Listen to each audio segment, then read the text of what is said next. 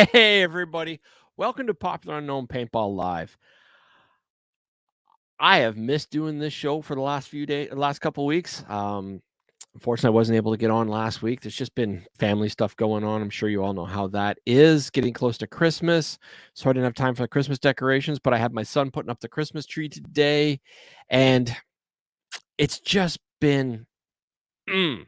But tonight, we have Honu. I love this guy so much. I am so glad he's on, and we are going to talk about the next season's Living Legends. Sorry, can you tell I'm a little bit flustered? It's just been one of those days, and I can't seem to get the Renegades to pull up where I want. I'm gaining weight, I tell you. These cuffs were never all that elastic. They're always just really tight, but the mere fact that I've had these since mid-90s, got to admit, very, very quality stuff. Anyway, we got Downward Play and said, "What up, Steve? Watch and find out." We got Kieran out of Aurora, Colorado saying, "Hey." So hi back, Kieran. Good to see you. And we got Facebook user saying, "Merry Christmas, Steve." Merry Christmas, Facebook user. All right, so before we get this rolling, and I don't want to leave Honu in the green room any longer than I have to, let us talk about quickly. We got Ultra Silk, the Ali Remembered Foundation, Jelly Ball, Transfuse, and Paintball.media. By the way, with Paintball.media, they just released their next iconic teams in paintball video on their Patreon account. So just go to Patreon and look up Paintball.media, or swing on over to the Facebook page, Paintball.media, and there's links everywhere. And if you can't find it that way, ask me and I'll send you there directly. But they just did the video on the Saber Wolves, and I got to tell you, it's one of my favorite of the iconic series so far. I can't tell you how much I love and respect Justin Owen, but it was really cool to meet a lot of the team, see the team's history and whatnot, and it was amazing. So if you get the chance, swing on over Paintball.media. I helped out a little bit here and there with editing and stuff. Very little, not a lot, but John Amadeo likes putting my name up there, and I love it. But the show itself was just awesome. John, you do such amazing work, you and your wife. Kudos. So for those of you out there that don't know much about the Saber Wolves, they're one of the most winning teams in paintball in their little genre. Yeah, it's just awesome. Watch the show. In any case, I have been wanting to go live for a while now, so I am going to get Honu up right now, and let's just start the chat, because that's what we're all here for, right? Don't want a big 20-30 minute monologue, right? Hey, Honu, how you doing? Hey, what's going on, man? Oh, it's something about Christmas. It just brings out the best and worst in everybody. You know what I mean?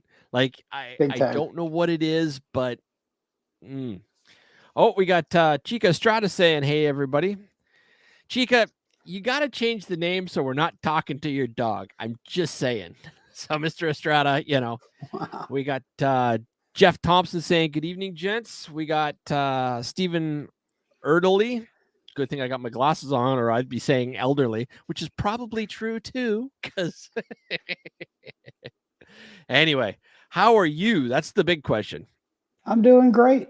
It's almost Christmas. We got a lot of chill stuff going on down here in Florida, so it's kind of a getting ready for games part of the season for us, where we don't really have something, tomorrow. So It's relaxing is probably not the right word for it, but it's not quite as stressful as sometime during the year. Right. That's awesome. I love that hat. I'm just digging that hat. Yeah. Although I have a hard time believing the words chill and Florida go well together. I got a blizzard coming out. Anybody who wants to look up Toronto weather, there's snow warnings in effect. So when you talk Florida, chill is not a word that I associate. Well, today's our winter. It's today, right? And it's 9 o'clock at night, and it's 61 degrees. But it's supposed to get down in the 50s overnight, so this is kind of our winter. Like, we get like one day. It's today. Isn't freezing in Fahrenheit, 32 degrees. Yeah. So it's not going to freeze. Yeah, I think what are we at here? What's my temperature right now? 1 second. Let me just take a look at this. Yeah, it's -3 Celsius and 0 is freezing point in Celsius. So we're below freezing. And let's see. Yeah, it's going down to -6 by 1 p.m. And as you can see, lots of snow.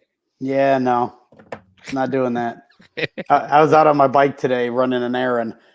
Don't think for 1 second I don't hate you right now. In like a sweatshirt. So it's okay. We got Jimmy Morrison saying Merry Christmas. Hey, the legend.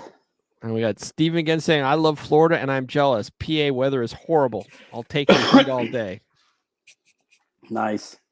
Oh, and apparently I correctly worded his last name. So nice. Yay me. I'm not butchering names, which is a first for me because I'm great with faces. I'm I know. Bad with names. I know, it's so bad. Oh, so have you been playing all lately? No, I haven't actually had a chance to play much paintball. I mean, it's the little fine print of when you get the job doing what I'm doing.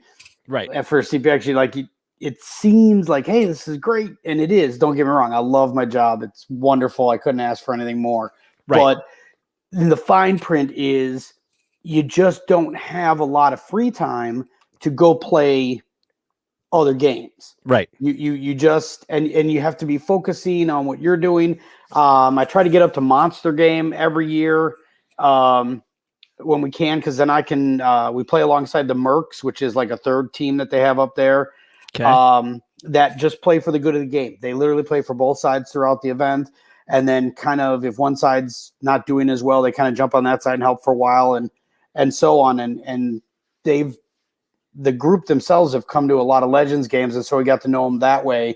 And playing kind of at Monster Game as just a regular player on one side or the other over the years, I kind of got to know them, and they've been amazing and kind of invited Lonnie and I into the family when we can to join them, and even got us jerseys and nice. And so yeah, we try to get involved in that game every year if possible, and it's just great. And I love Dave and Kelly; they're just a lot of fun.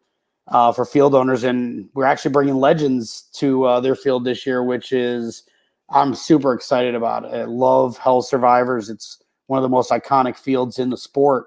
It is. And, yeah. Have you walked out and down the street yet and like gone to McDonald's and stuff? Like if you just like walked out and just that's just bizarre with Hell Survivors.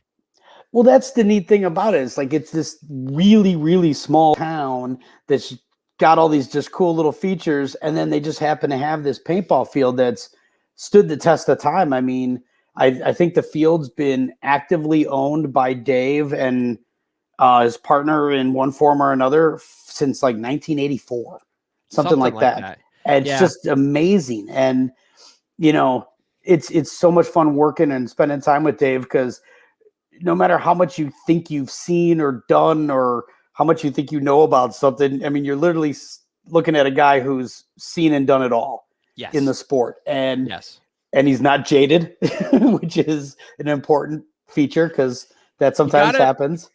I have nothing but the utmost respect for Hell Survivors and everybody involved.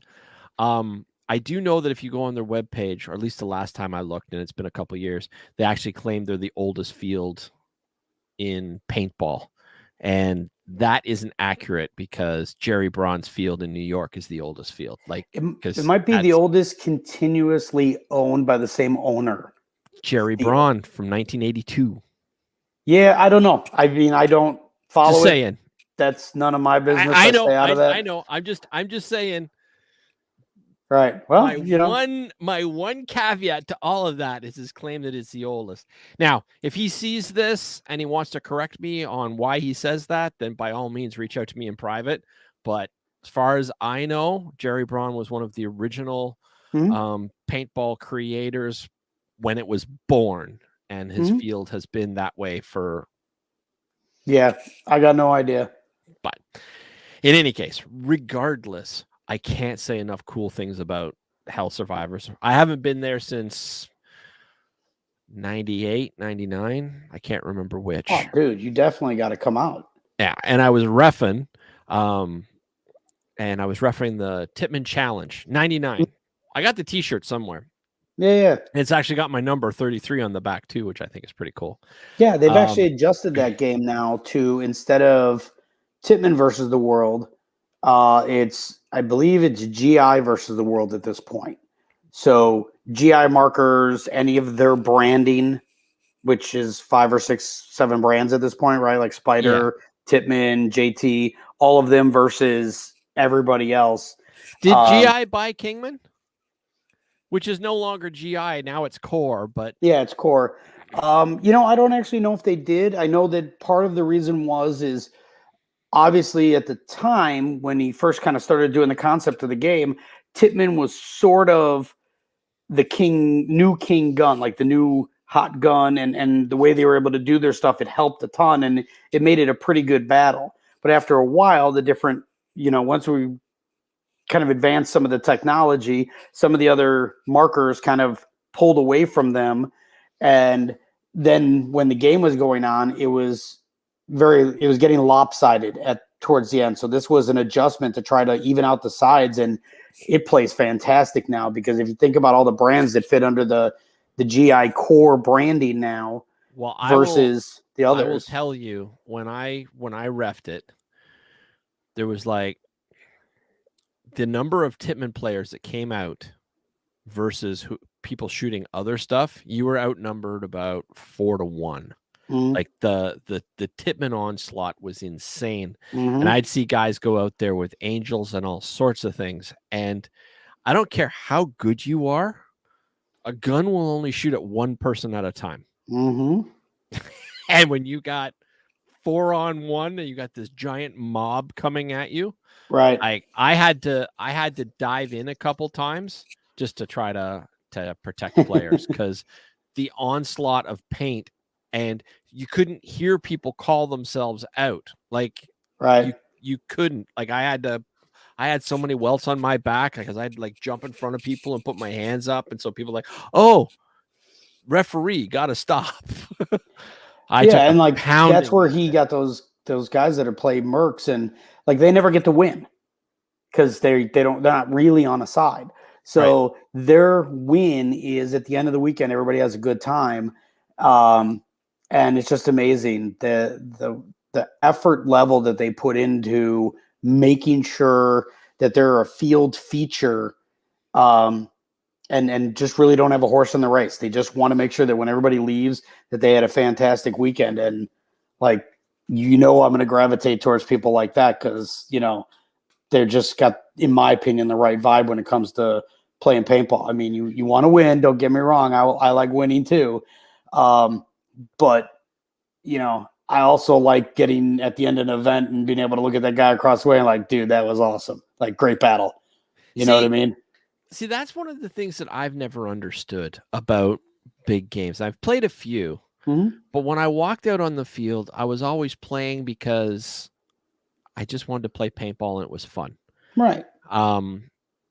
Occasionally I join up with a group to do missions. Otherwise I was just going out and I was just going hunting, so to speak. Right. And had a great time, but there were so many people on the field that it was really hard for me to, I don't know what word to use, so I'm going to use the word care, but it's really hard for me to care about who won or lost, because most of the people on my team, I didn't know. You know what I mean? Like, when I play a tournament, or when I play, and when I say tournament, I'm not talking specifically NXL. I'm even talking like the little 10, 12, 5-man, 3-man, whatever. And you just go out, you have fun. But for me, that takes it up a notch. But since I've been doing this podcast, I've been meeting a lot of people that are specifically avid scenario players or big game players, and winning is just paramount. They're rabid almost, which is great. More power to them. I'm just having I'm still getting used to that fact that you get this giant group of people with all these moving parts, and people are passionate about who wins. Yeah. It's the same nature. I mean, the gist of our sport, you have to be competitive in your heart to do it, because, paintball's hurt. Getting shot with a paintball never feels good. You may get used to it. It may not bother you as much as it once did, but they still hurt. You know what I mean? And so there's a competitive nature no matter what you're doing. Now, for somebody who's hardcore tournament like yourself, or like when we have somebody like I've had like Ryan Greenspan or Archie Montemayor have come to games. For them, it's the first time that they get to go play paintball in a long time where they can actually relax for the first time. Right. Because it's not their focus. So to them, they can go out, they can shoot, they can wander around, they can make a stupid move running up to a bunker because they're not screwing their team over if they get shot. And for them, it's a great relaxing thing. But it's no different than any other profession or passion. If you are into Indy 500 cars, those guys all want to win. The NASCAR guys, even though it's still auto racing, but it's a completely different kind, they really want to win too.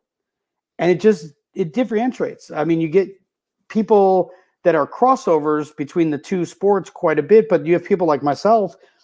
I was way established as a well-known scenario player, and even into beginning of producing for myself before I ever stepped on a tournament field. And I didn't do it because I wanted to play tournament. I actually had no desire to play tournament. But our one friend that's in the modern day Pirates with us, Nick Pagonis, our friend that's in the wheelchair, really wanted to play in a competitive, at the time it was the last PSP in Chicago. And he wanted to play in a tournament. So we put a team together and went and played, D5 to get him out there. And we talked with the captains of the other teams before we got going and said, look, we're going to start Nick in one of the back two bunkers, and he's going to have a pod guy with him, and he won't fire until the first, when the horn blows, then Nick's alive. And it only counts if he hit his body or his equipment, not his chair. And it doesn't, and he needed somebody to load for him. So we always had a helper to kind of load his marker for him. And that's what we did. And these teams let us do it. And we got, destroyed most of the event, but we had a couple cool moments, and we had a great last point of the game. We happened to, everything just went just right. And we ended up eliminating everybody on the other side. And we rolled Nick down, and he grabbed the flag, and he hung the flag in a PSP. And he's got that for his whole life, that he legitimately got it. And the teams that were around us were more excited than I think even we were about that moment happened. And totally worth it. But that's what it took to get me on a tournament field as a scenario only guy, because it's not my thing. I didn't care. It wasn't, I didn't want to be good at tournament. I didn't care if I was good at tournament.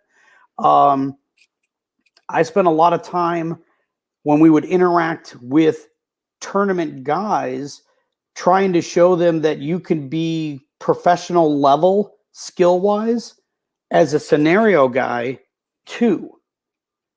And I had a moment where it was actually at Hell Survivors at Monster Game when we were a player. And Travis Lemansky, who is the owner of Infamous, totally cool guy. And he was still an active player at the time. And it was Travis Lemansky, Celebrity Commander, versus Mr. U as the other Celebrity Commander. Right. Okay. So if you remember Hell Survivors, we were coming from the Highland side through towards the castle. So if you're standing off field looking at the field, we were going left to right. And Mr. U and his guys were coming right to left. And we were trying to get into the castle because we were trying to clear it for points. If you clear the inside of the castle, we got points for it. And we were like we were right on the outside wall, and we need to get in the door. People are shooting at us. And this is right after the Defender came out. Right. So Travis is playing with the Defender, and this will show you the concept, the different concept in the conversation even. So I'm peeking around the corner. I'm like, all right, I got to get into this building because I got to go I know there's somebody in there because like we've had people getting shot through the windows. Somebody's in there. I don't know how many, but at least one person's in there. And so I look at Travis. I'm like, all right, see those bunkers over there? I need you to get their heads down. He's like, all right, well, who do I shoot? I'm like, just flip that sucker on full auto and just hose the front of all the bunkers. I'm like, I don't need you to hit anybody. I just need you to put their heads down. And he's like, but I'm like, just trust me. Just put their heads down. Ready? 1, 2, 3, go. And he unloads. And as he goes, I turn and run in and, kind of just make the doorway as, you can hear the paintballs hitting the door behind you. Whack, whack, whack. Wait. Was it the paintballs or was it your flip-flops? Whack, whack, whack, whack. No, it was the paintballs. All right, just checking. Yep. So got in the door. And this is when Travis and I had not known each other very well at this point. I was newly sponsored by GI. Actually, I wasn't even sponsored by them at the point, but that was in the works. It was something we were talking about. So they kind of paired us up. And this is really the first get to know you in this situation. So I go in there and start hunting around. I'm hunting around, moving through the castle, trying to find somebody. And I can hear somebody moving, but I can't see them. And it's pretty chill, so it can't be too many people. So as I'm going around, I finally get to like the stairwell, and they have opposing stairwells that kind of go up and away from each other. Right. So I'm walking up the stairwell backwards, aiming across at the other stairwell in case the guy pops out, sneak up, get up onto the rampart that goes around it, get down on my hands and knees, start crawling around that, get all the way around the corners. I get to their side of it, and I still haven't found the guy. And I finally get all the way where I'm even with the stairs again. I peek down the stairs, and there's the guy. And he is crouched down, waiting. And all of a sudden, I see Travis's head go in front of one of the windows. And this guy leans up to shoot, and I shoot him in the butt. I could have shot him anywhere, and I purposely shot him in the butt because I had him dead to rights. There's no way I'm not getting him. I could have dropped my gun on him. He was right there. So I just shot him in the butt. No big deal. Guy turns around. As he turns around, I see the Iron Man patch. And I realize it's Mr. U. And he looks at me and gives me the, what the hell? And I kind of do this with my colors that were on my mask. And all of a sudden you see him, his eyes kind of got big, and he walks over and he shakes my hand. He's like, dude, thanks for not lighting me up, man. That's really cool if you're not just blowing me all up. I'm like, hey, no problem. Cool. And off he went. So he's out. So I now turn. I'm like, I'm not going to live here long because, he's going to let people know I'm in here. Right. So I start doing the stand up, shoot down the rampart, shoot a bunch of different people over the side of the wall because they're all lined up on the wall and they don't know I'm in there. So I stand up and just come over the top and just start hosing a bunch of people, get down. Did that a few times before I finally got hit. So I head off the field. Had a nice little moment. We had, it helped our side. We got the points for in there because as I leave, everybody else filled in. We held it for the time frame. We get the points. So I'm out. I'm going to go load up. So as I come off, I'm heading over to where I was staging with Travis and the rest of Infamous. And there's Mr. U, and he is in full fighter pilot, hands going like this and gesturing and telling the whole story of this castle battle that just happened. He's like, and this dude snuck all the way in behind me and just smoked me. It was awesome. He's like, I didn't even know he was there. It was amazing. And as I came around the corner, he's like, yeah, it's this guy right here. And you see Travis's face like completely dumbfounded. He's like, him? He got you? And I'm like, just kind of smiled. And I'm like, those are the cool moments as a scenario guy when a tournament player at Travis's level can kind of be like, look, I get you don't understand what I do, but now you just kind of saw what I did, what we can do. And I'm not the only one that can do it. There's lots of guys like me who can do that. Right. And, that's a big thing because we all know if you're a professional paintballer that you're very good. You're got excellent timing. You know how to shoot. Anybody leaves something hanging out that's not going to hang out for long and not get hit. I mean, there's different rankings of each of the pros, but the reality is if you're a pro player, you're probably pretty darn good at this. And there's just as many, in my opinion, that are scenario specific guys who have the same level of talent, timing, aim, expertise at their particular craft that they should be considered pro level too. Just because it's not in tournaments doesn't mean it's not real. Right. Oh, I don't disagree in any way, shape, or form. I don't know. Like it. I started out in '89. Mm-hmm. Same as me. Same year. Like semis just didn't exist, like except for the Tippmann SMGs, which and then it depended on which variant you got, whether it was semi or full. And well, you were around back then, and then because we're in Canada, it took a year or two for tech to come north, right? So, because we didn't really start seeing compressed air or constant air, not compressed air, but it's like bulk CO2. We didn't really start seeing that until early 90s, like 92. Oh, okay. Like, I mean, it existed because you got the Tippmann SMGs and stuff, but fields couldn't fill. Everybody was just like, nope, 12 grams. Like, it was just, because, that's what it was. It takes time to spread. But yeah, I started a little late, but the only thing I've never done is play with oil-based paint. That's the only part of paintball I never did. Like, I did the UVEX goggles, I did the no mask. I did Everybody teases me because I'll still wear like I4s a lot, and like your jawline's kind of exposed. They're like, aren't you afraid of getting hit in the face? I'm like, do you realize how protected I actually am compared to when we started this crap? Yeah. Like, we all thought it was perfectly fine just to like wear freaking shop goggles basically and go out here and do this. And do you remember how we used to prevent UVEX goggles from fogging up? Well, I used to put a little piece of paper towel on there so it had like a little gap. Oh, we used to just cut it right up top. There you go. Like, thered be giant holes, as much ventilation as possible up top, and no vents down below so the steam couldn't come up. Yeah, I used to do that with some of my masks. I used to cut bigger vent holes because they didn't vent very well, and the first dual pane lenses didn't work and all that kind of stuff. So, I liked my first dual pane lenses on my JTs. I thought they were just the greatest thing ever. Right. I just learned how to breathe like this. Right. We all knew the upper lip over breathe, and nobody understood what the hell we were doing. It's funny now with all the COVID crap, we're the only ones that don't fog our glasses. If you have to have your glasses on and your mask on, we're the only ones that don't fog our glasses because we know how to breathe with the mask over your face. Exactly. You look silly, but Actually, I keep thinking that you were talking about raiding the castle. It was, I want to say 99, because my 97 autococker was fully tricked out at that time. So, and I bought it new in 97. That's how I know it's a 97. But I went to a big game outside of Ottawa because my girlfriend lived just outside of Ottawa at the time. Not current girlfriend. I guess it's ex-girlfriend now, but at the time. And so I drove out there. She couldn't play because she had torn her rotator cuff. But she did play. But yeah, so I actually had this on. I had matching pants, and I went out with the whole 97 autococker.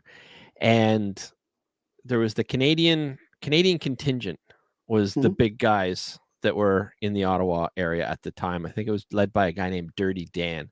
If you read the old magazines, you've been around forever, that's probably a name that you recognize, even if it's not quite clicking. But he used to go down into Jerry Bronzefield a lot. And Jim's saying, coin it, DJ. Scenario Pro. Right. But they started making fun of me, or they were just bashing tournament players left, right, and center. And I'm like, I'm a tournament player. And they're like, oh, they all overshoot and blah, blah, blah. I'm like, no. And they're like, yeah, your gun's fast, but it doesn't shoot accurate as a pump. I'm like, it's an autococker. They're like, it doesn't shoot as fast as a pump. Dude, it is a pump. No, it's not. I mean, so I let them shoot at the target range, right? And they're like, whoa. And I'd had a $400 trigger job done at Boston Paintball. Like, they custom made plates and the benchmark frame, and I could go on forever on how much I love Blackie. But moving on, I belly crawled through raspberry bushes, like for like 30 minutes, just slow and easy. Because I started playing in the woods. Like, I was, there weren't tournaments when I started, really. Right. And when they first started doing them, they were in the woods. So like, we all started there. Yep. Anyway, so I belly crawled through, and the castle that they had made didn't have a back wall. It was a very small castle. And when I say big game, I think there was 400 people, 300, 400 people-ish. So That's good. it's small by some standards, but for a Canadian big game, especially back in the 90s, it was huge. Right. Like, huge. So I belly crawled back in, and everybody was just sort of hanging out thinking, oh, we're safe. And I was just like, pop, pop, pop, pop. I took out the entire command thing, and I went in and I held it. I had all the pods in my red skier. They just kept emptying. And then my team attacked everybody because they were trying to take the thing back. And I finally like, come take it. And I was like, all right, I'm out of here. I held it for 45 minutes by myself. And they came up and they were like, you held it for that long? I'm like, yeah. I'm like, I didn't think tournament players do that. I'm like, I'm not a tournament player. I'm a paintball player. Just right. I'm a paintball player. Right, which is what people need to understand. You know, we're all the same thing. You know, I use that racing concept, but there's guys that race both kinds, and they're pretty good at both. They might be a little bit better at one than the other. Like Tony Stewart.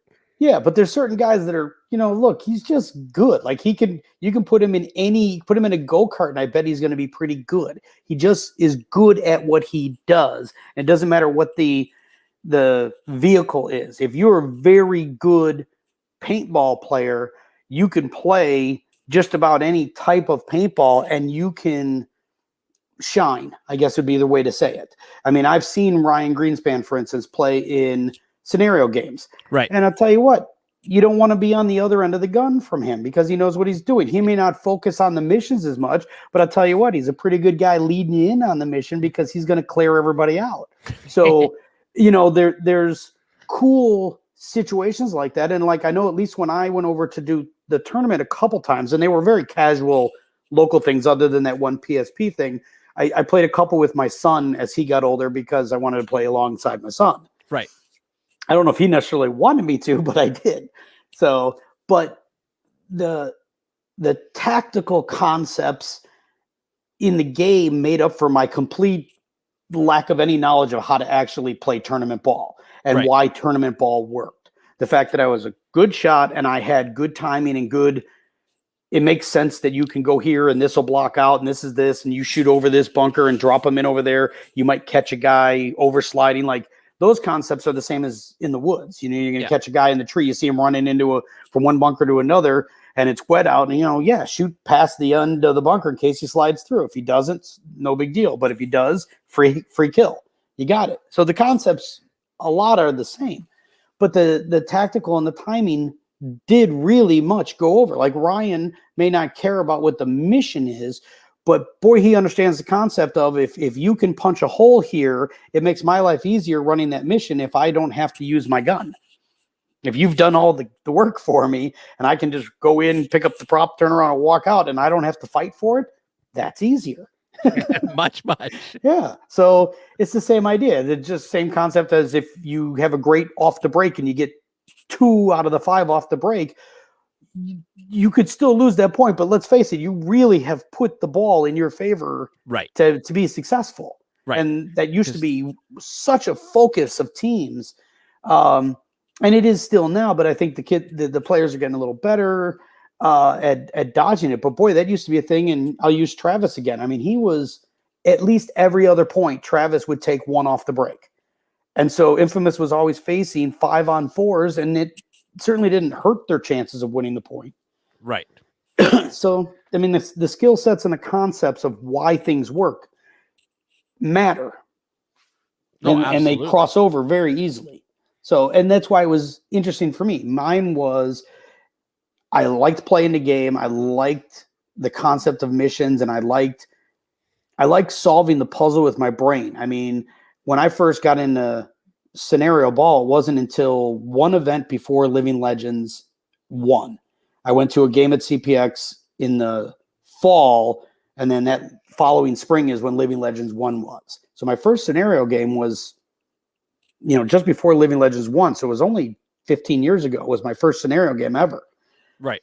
But I went and did it. I'm like, this is the thing I should have been doing this whole time. And where has this been my whole life? Because, you know, I was in my 30s already at that time. And, you know, I've never been thin, and I certainly wasn't young compared to some of the guys I was playing against. Right. So I really like the solving the puzzles and try to outthink players and do that kind of stuff. That was always something I really enjoyed. Right. And, there's other guys out there that are just physical specimens. There's Bobby Paco, who is just an athlete. The guy runs like a deer. He never stops running full speed. And he's just a mission machine. And he's the most physically gifted scenario player I've ever played against. And him and I would always have these great battles, and we built a respect over well, I'm not going to outrun you. I can't even sort of keep up with you in the running thing. He's like, but I can try to outthink you. And you just need better shoes. Right. But it was just one of those things. And there's a lot of players out there that are like that, there's some players out there like Mad Frog, for instance. I don't worry about Mad Frog all that much with a marker in his hand. He can play paintball and he can shoot paintballs and do that. But him with a map and 2 radios, he'll kill you. He'll destroy your whole side because he's so good at commanding and moving the chess pieces where he needs them, where he's physically not the guy shooting the paint, but he's putting the right people in the right spots. Right. And then there's other guys out there that you're like Bobby. I mean, if he's on the other side and he's pointing his marker toward you, you're probably going to get shot, and I love watching the people work that out. Like Jimmy, for instance, that's on here. He's first strike player, and he is so good at being a sniper that, like, you can see it's not luck. It's not, gee, that worked out well. He is doing things on purpose, using first strikes to their utmost ability, and he's become an expert at it. And you watch a lot of other people use first strikes, and there's plenty of good players, but then you watch what Jimmy does, and you're like, okay, that's next level. Justin Sexton, when he's using his AT launcher, he's got a Metadyne launcher, and I've had people sacrifice their drones and try to fly their drone like left to right, like skeet shooting, and try to fly it past him. And like, there's no way you could shoot that out of the air. And I've seen a video of him first try, takes a drone, one of the mini drones, out of the air at full speed with a law rocket. First try. He's that good at it. And, it's not luck. At a certain point, it's not luck. These guys have incredible talent. They've put in the time, the effort, and they take it as serious as any tournament player. And then see now we're coming full circle. For me, I always looked at a scenario game as fun. And right. I am not in any way, shape, or form trying to take away from talent or skill or anything like that. I just never saw it serious. But that's the beauty of it, is because you can do that. Right. You can take it as crazy serious, sleepless night. Oh my God, I got to do this. And I always kind of joke, it kind of filters down from the commander down. Right. The 2 game commanders really care about who wins. And then their command staffs pretty much still care, but maybe not as much as those 2 guys. And it sort of filters down. And there's some guys out there that hear the opening bell go and go, oh shit, we better, actually get dressed and go out there. Yeah, better put the beer down. Here we go. And off they go.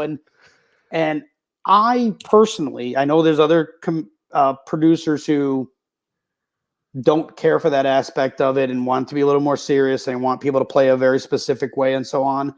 Me, I want to give you Disneyland.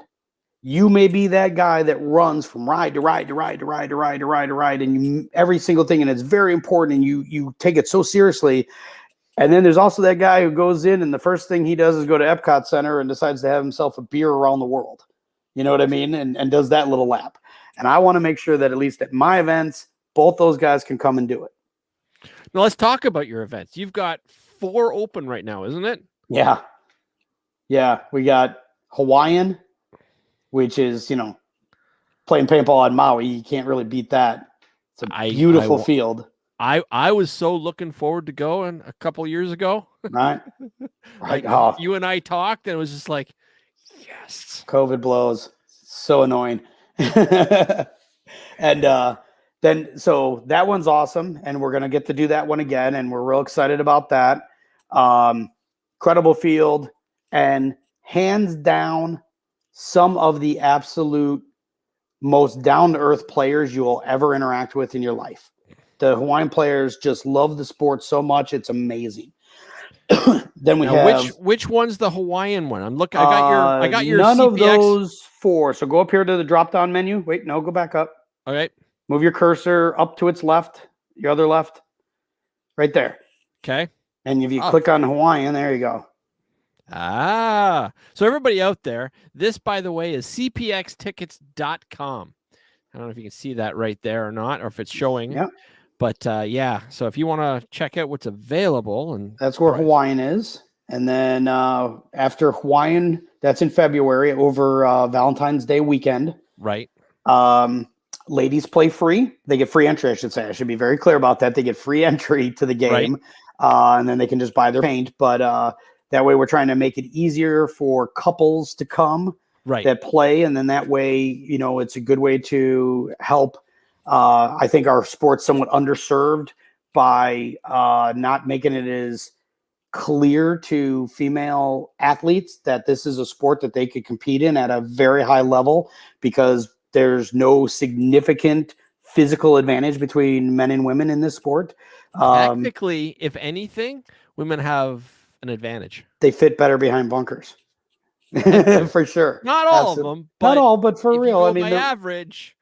Absolutely. Have you ever heard the story of the young lady that I was reffing many years ago, who came to just a regular day with her boyfriend? And her boyfriend put her on the other team because he wanted to shoot her? Nice. Have I ever told you this story? No. All right. I've told this a million times, but in a nutshell, she came out and it was a big group of stereotypical Italians getting together. Okay. We got a lot of our stuff we had that particular field got a lot of their customers from Toronto. And so what would happen is you would get a lot of Italians or a lot of Greeks or a lot of Asians, and you would just get these. So a game would always be very ethnically based, right? Mm-hmm. And I think that's where I found out where a lot of racist comments come from, because when you take somebody and you put them in a completely original unknown, they sort of act as a group in a way. And I'm not individuals judged as individuals, but you just see why.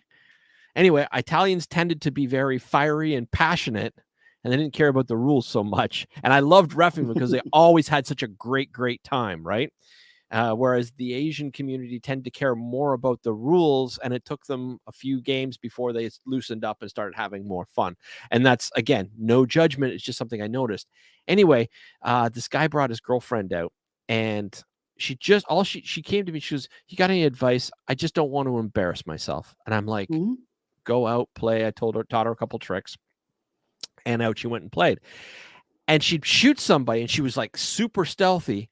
She'd shoot somebody, she'd get all excited, she'd just start full on dancing, and she'd get shot every time. And I'm keeping an eye, because some of the guys, and this has got nothing to do with Italian, it's just this particular group, some of the guys were less than stellar on the chivalry department. Let's leave it at that.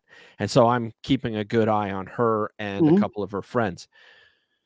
So at lunch, I took her aside and said, "Listen, you are doing absolutely amazing. You could take out half the team if you would just shoot somebody and duck. I'm not saying don't celebrate, but celebrate behind a tree or something, right? Or when it's done. Just celebrate. Just, So she got out there, and and I can't remember what his name is, so we'll call her Lisa, but I honestly don't remember what her name was. And she got out there and she shot her boyfriend. And she's in the middle of this grassy field. She'd snuck up on him, crawling through the grass, come up and just shot him. And she starts dancing around. And I yelled, "Lisa, duck!" And she just went, "Oh!" And all you heard was her screaming and yelling, and her two little feet kicking above the grass. I was killing myself laughing.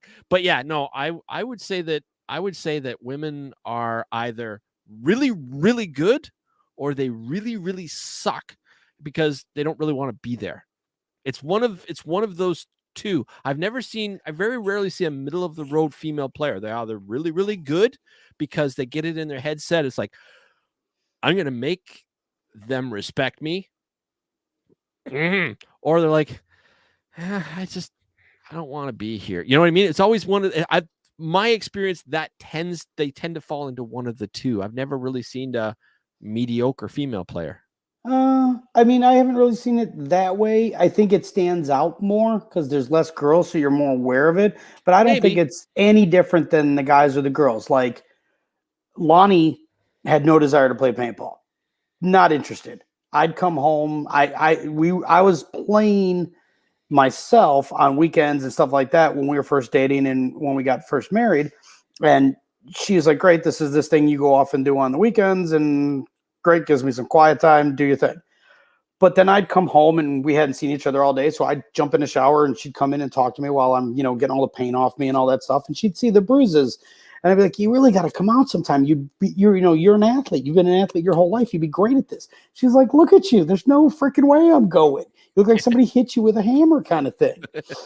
But the first time I did get her to go out there with me, she was good at it right away, because while I would be telling her all this stuff and talking about paintball and getting the traditional wife, like she doesn't seem like she's paying attention and couldn't care less, she was paying attention. And she did take notes kind of thing. She just didn't really seem like she was.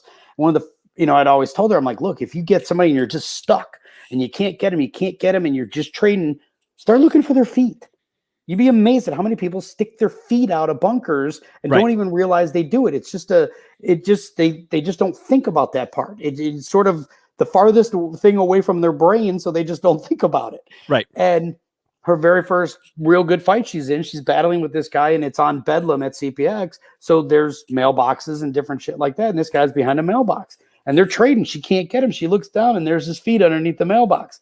So she smokes him in the feet, takes him out, and came off. And it wasn't just that she did well. She was proud that she remembered a trick of it, kind of a trick to the trade, and utilized it in like her very first match kind of thing. And it was great for her. I've also been out there, like you said, with somebody who was out there for the people she was with, not so much that she wanted to. It was our team captain's fiance at the time, future wife, and her name was Faith. She's the sweetest, nicest girl in the whole wide world. So, as soon as you'd all say go and the horn would go and everybody'd run out to their different things on open play, she'd go to the very first bunker she could find, stare straight ahead in complete tunnel vision, and just, stand there. And I spent most of my day kind of sneaking in behind her and just put my hand on her shoulder. I'm like, Faith, you're out. Okay, cool. Thank you. And like, she was so nice about it. Like, she would just kind of scrunch up and, okay, thank you. Now she'd go. And I didn't even want to shoot her because, like, she had no idea you were there, because she wanted to be out in the field because she wanted to be part of it, but she really had no desire to be a paintballer and get involved. But I really think that I can honestly say I know girls that meet every spectrum of it, from commander to like Faith, who just really didn't want to be there but did it anyways.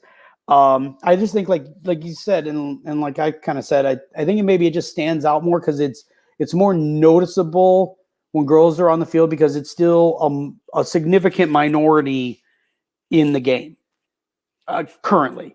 Right. And I think that's probably more what stands out than anything else. And when a female player is decent or better, they stand out even more, because you're like, hey, that girl can play. And you don't mean to sound shocked by it, but you sort of are. And that's not the girl's fault. That's our problem as guys, that we think that way, as opposed to, hey, look, that player can play, and who cares what, female or not female they are, kind of thing. It's just one of those things. But I think it's because of the ratio of guys to girls that it stands out more.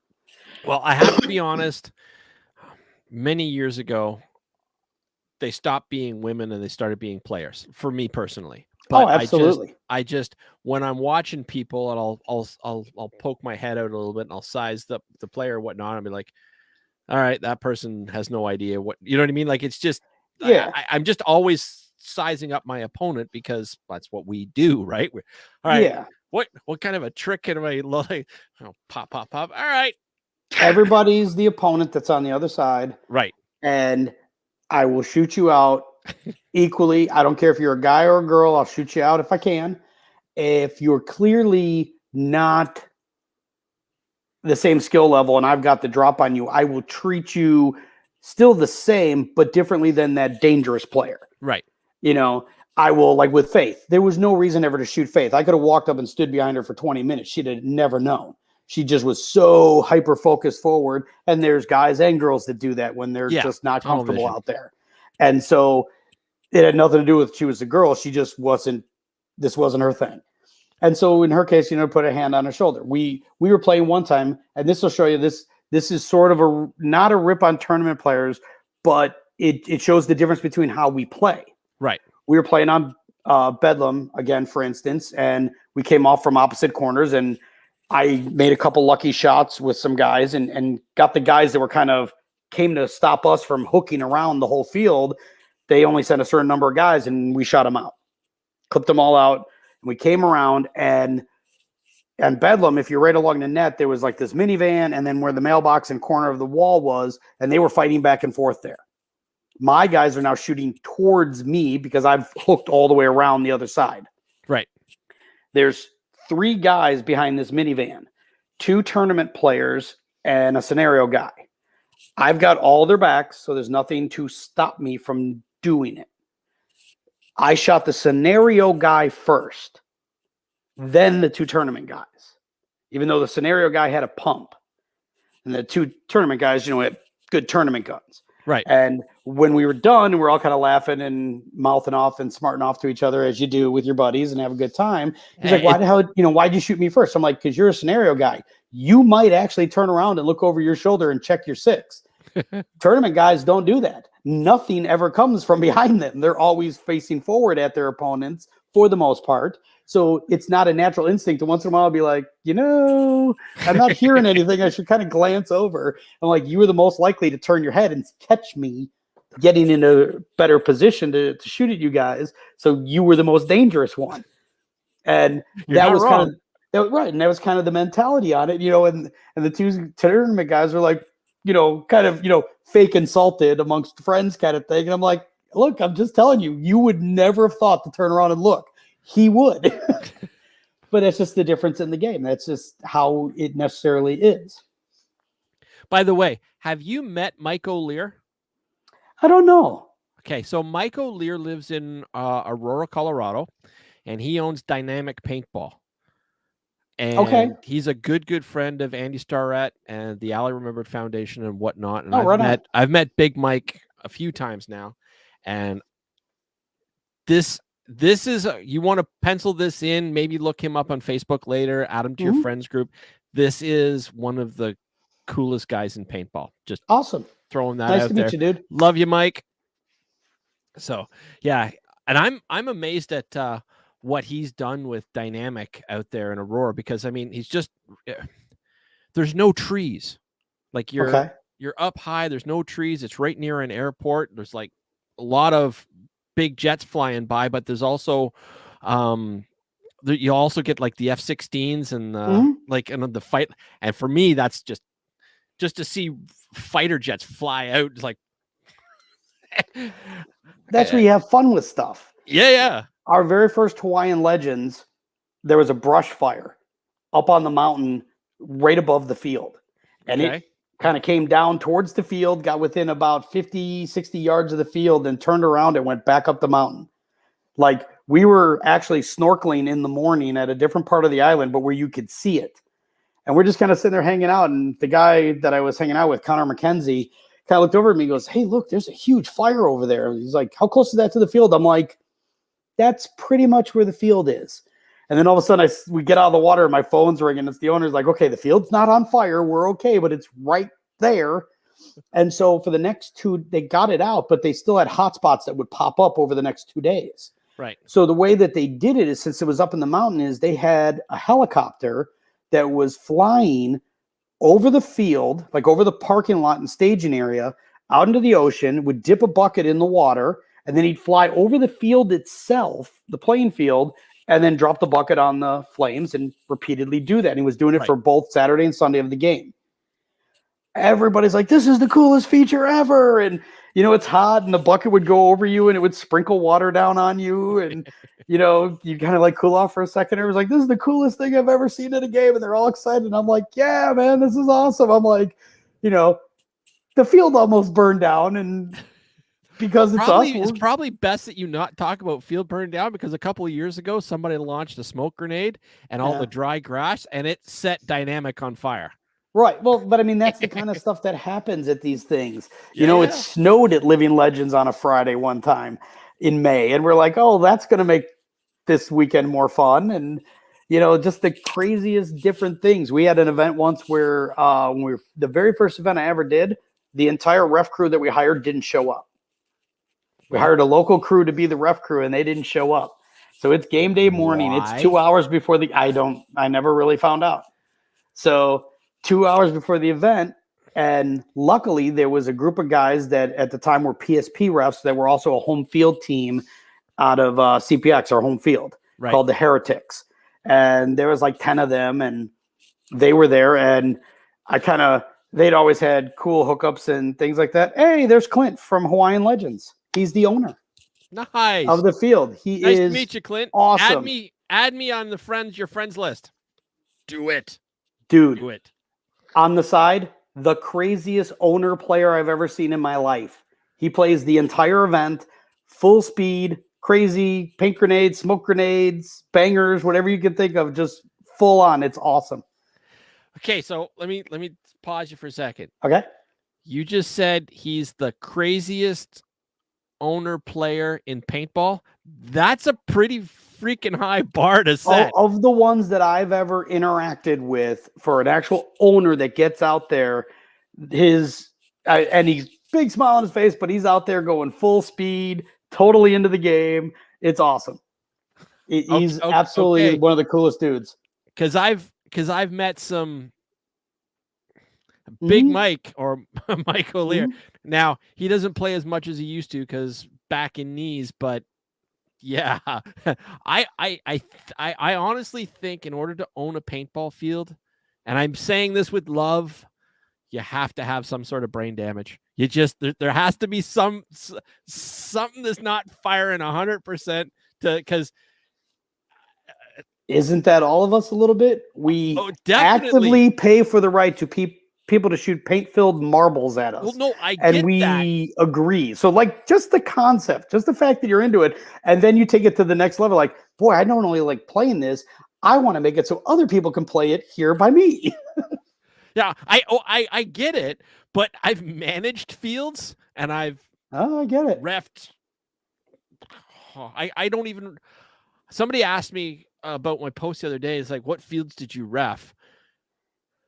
I can't even name them all. Right. Like I feel like a paintball slut.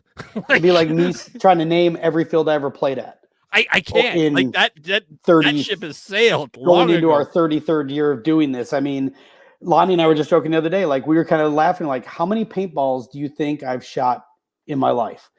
And just start thinking about that. Like, literally, how many times have you pulled the trigger on a paintball marker in 33 years?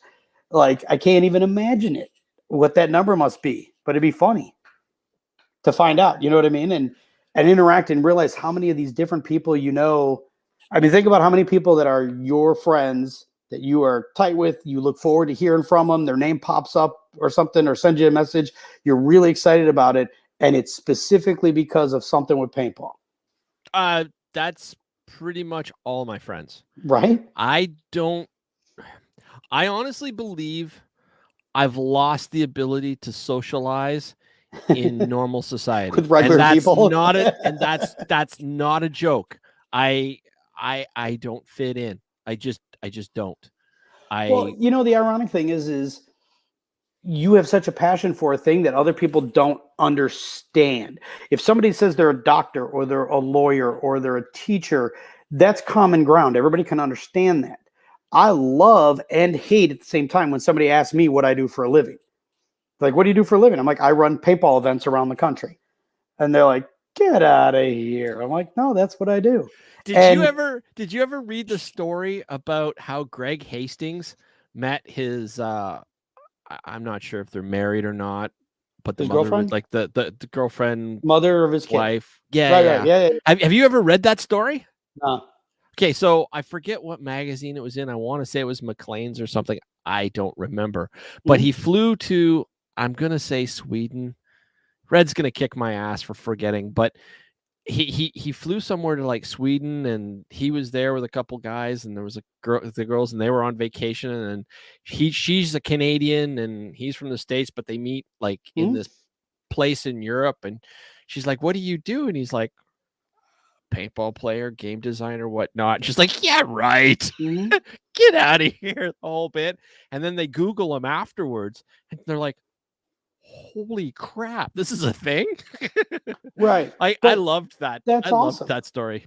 And Greg's one of those guys that's a perfect example of how once once the bug bites you, once you get fully passionate about this sport, you will beg, borrow, steal, whatever you got to do to stay in it as long as you can for the level you can. And I joke all the time. I'm like, that's why there's people that have a lifelong passion like him and Jim Lively and Jerry Braun and you and myself and Dave and people like that. And why you also have some people that were part of our sport that leave angry and bitter because it's like a divorce.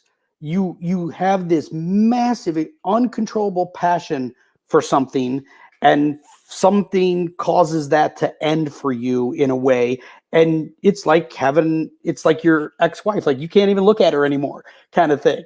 Your ex-spouse, you're just so angry about how passionate you were, and it's kind of this ongoing joke. Hey Jess, that's like my little sister, Oh, she's she's awesome. the coolest. Yeah, Absolutely. Like, her and her husband Mark are the coolest. They actually came and spent the night with us right before Cup oh, nice. down here. They came down and they couldn't get into their house for Cup uh, right away, so they came and stayed with us for the night. And we went down to Fort Myers Beach and had some dinner. And I made her eat alligator. See, I want to try alligator, Mm-hmm. but I'm deathly allergic to fish. It's not fish, so you'll be all I right. know it's not fish, but that's what they eat mostly.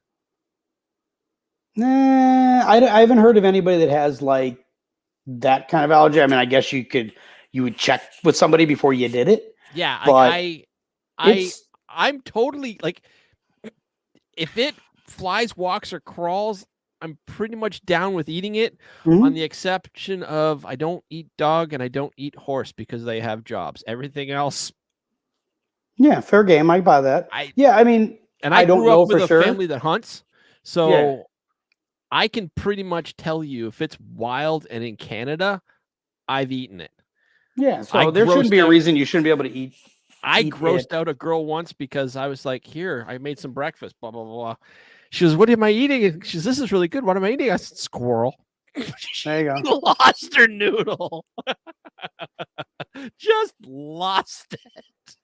Yeah, I mean, I remember watching. There used to be this old show back when the Food Network was like brand new called Iron Chef, and it was right from Japan, and it was badly overdubbed, like they used to do like kung fu movies and shit like that. But they would eat stuff that I couldn't even imagine here. But to them, they were like really excited about it. Like, hey, blood eel. And everybody was like, yay, blood eel. I'm like, say it again. It's blood eel. Why would you even like, why?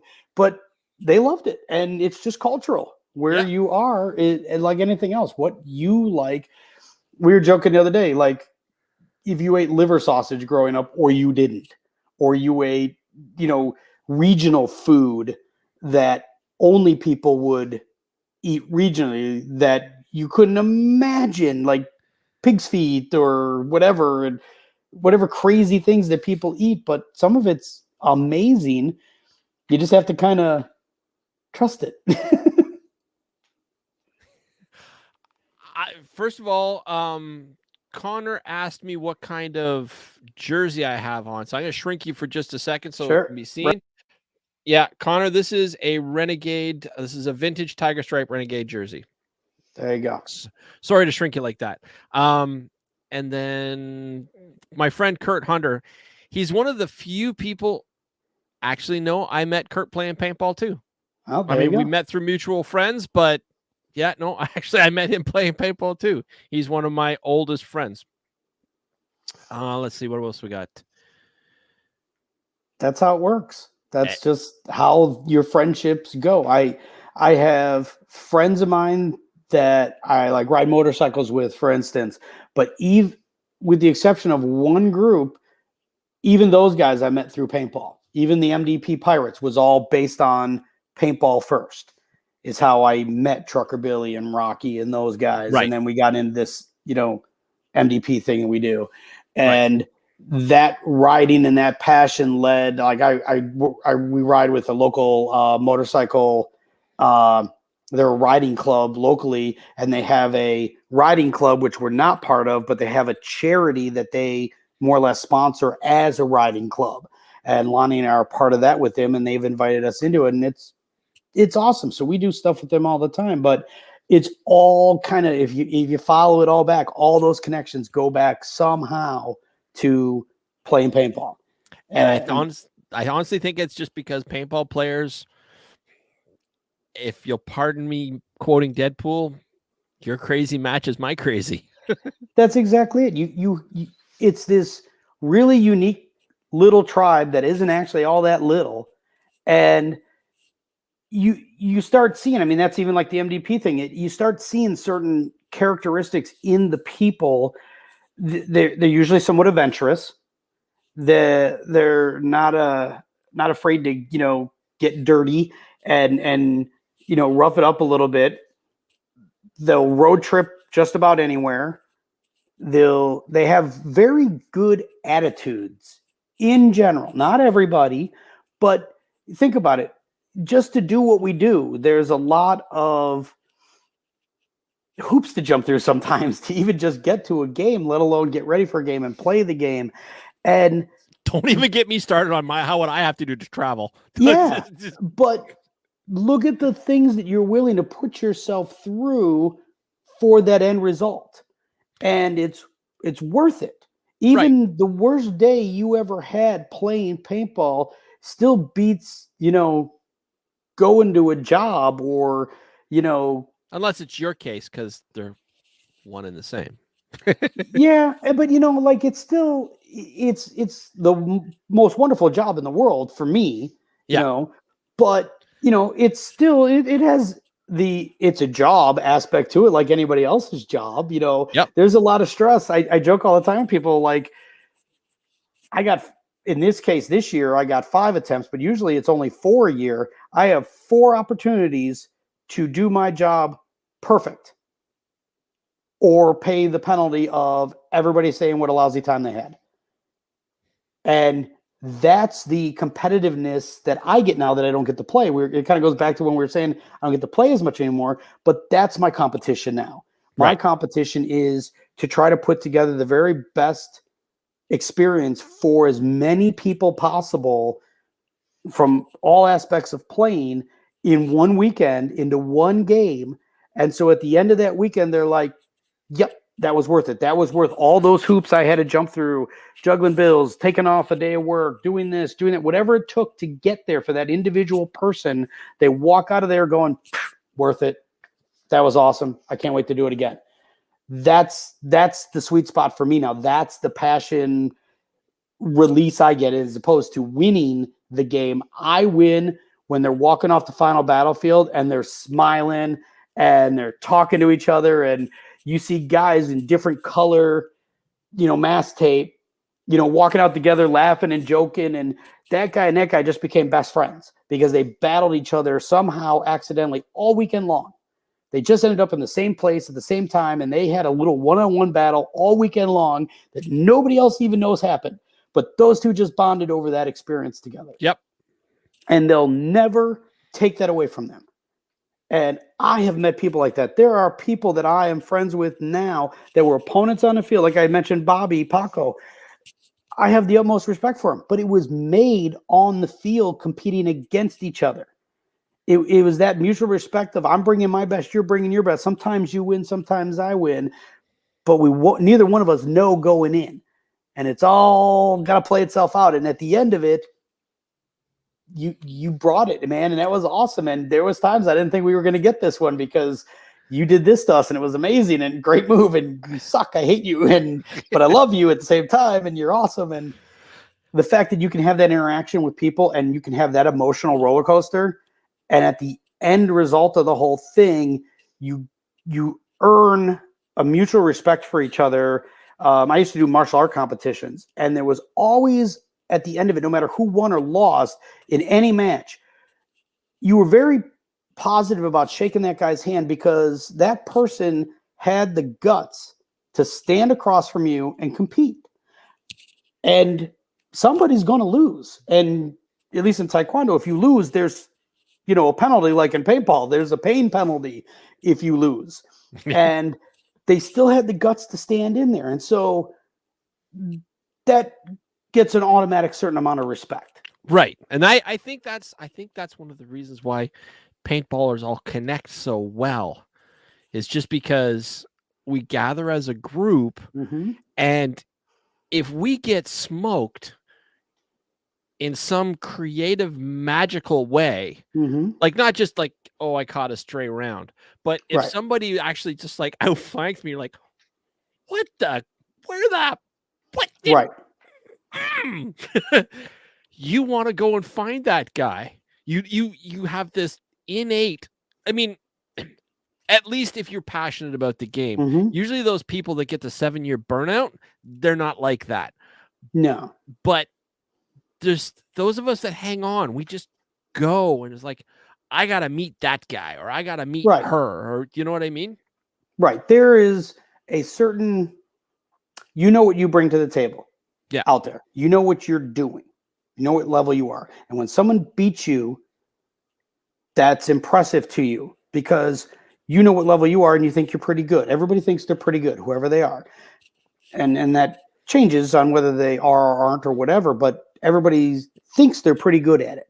And when somebody beats you, especially if you're if Ryan Greenspan gets shot out by somebody, that wasn't an easy trick. He's a good player. Another good player, when you do certain things, and I love giving somebody the thumbs up. If you shoot me or outmaneuver me or do something, I am the first one to high five you or give you the thumbs up afterwards. And like you said, try to go find their name. I had a great one of those battles where I kept meeting the same guy, and we just kept going back and forth all weekend at Sherwood Forest, just constantly ran into each other. And right before final battle, we literally ran into each other one more time, and we literally traded. He got the best of me a few times. I had gotten the best of him. This time both fired, both pop, pop, pop, and we both put our hands up at the same time, and we kind of laughed about it and kind of got together in the middle and kind of walked off, and we were just joking, just laughing. For that brief moment in time, this guy's my best friend. We had met in the arena of sport and battle, whatever you want to look at it as, and we faced each other all weekend long. There's a whole lot of other people there, but we had this little individual thing going inside the game just by chance. It wasn't planned. It just happened that way. And we were walking off laughing and joking, and a ref actually yelled at us for talking because we were both dead. And the ref is 100% right. Don't get me wrong. The ref is correct. We were dead players. We shouldn't be talking. But I kind of looked at him, and he kind of laughed out loud about it too. And I looked over at the ref, and I said, you're right, but you're going to want to trust me here. What we're doing as opposing players right now is the goal of every single game ever in paintball. Yeah. We both battled hard. We both wanted to win. We both played it fair. We both played it straight. And at the end, we gained mutual respect for each other for being there and doing it. And it was awesome.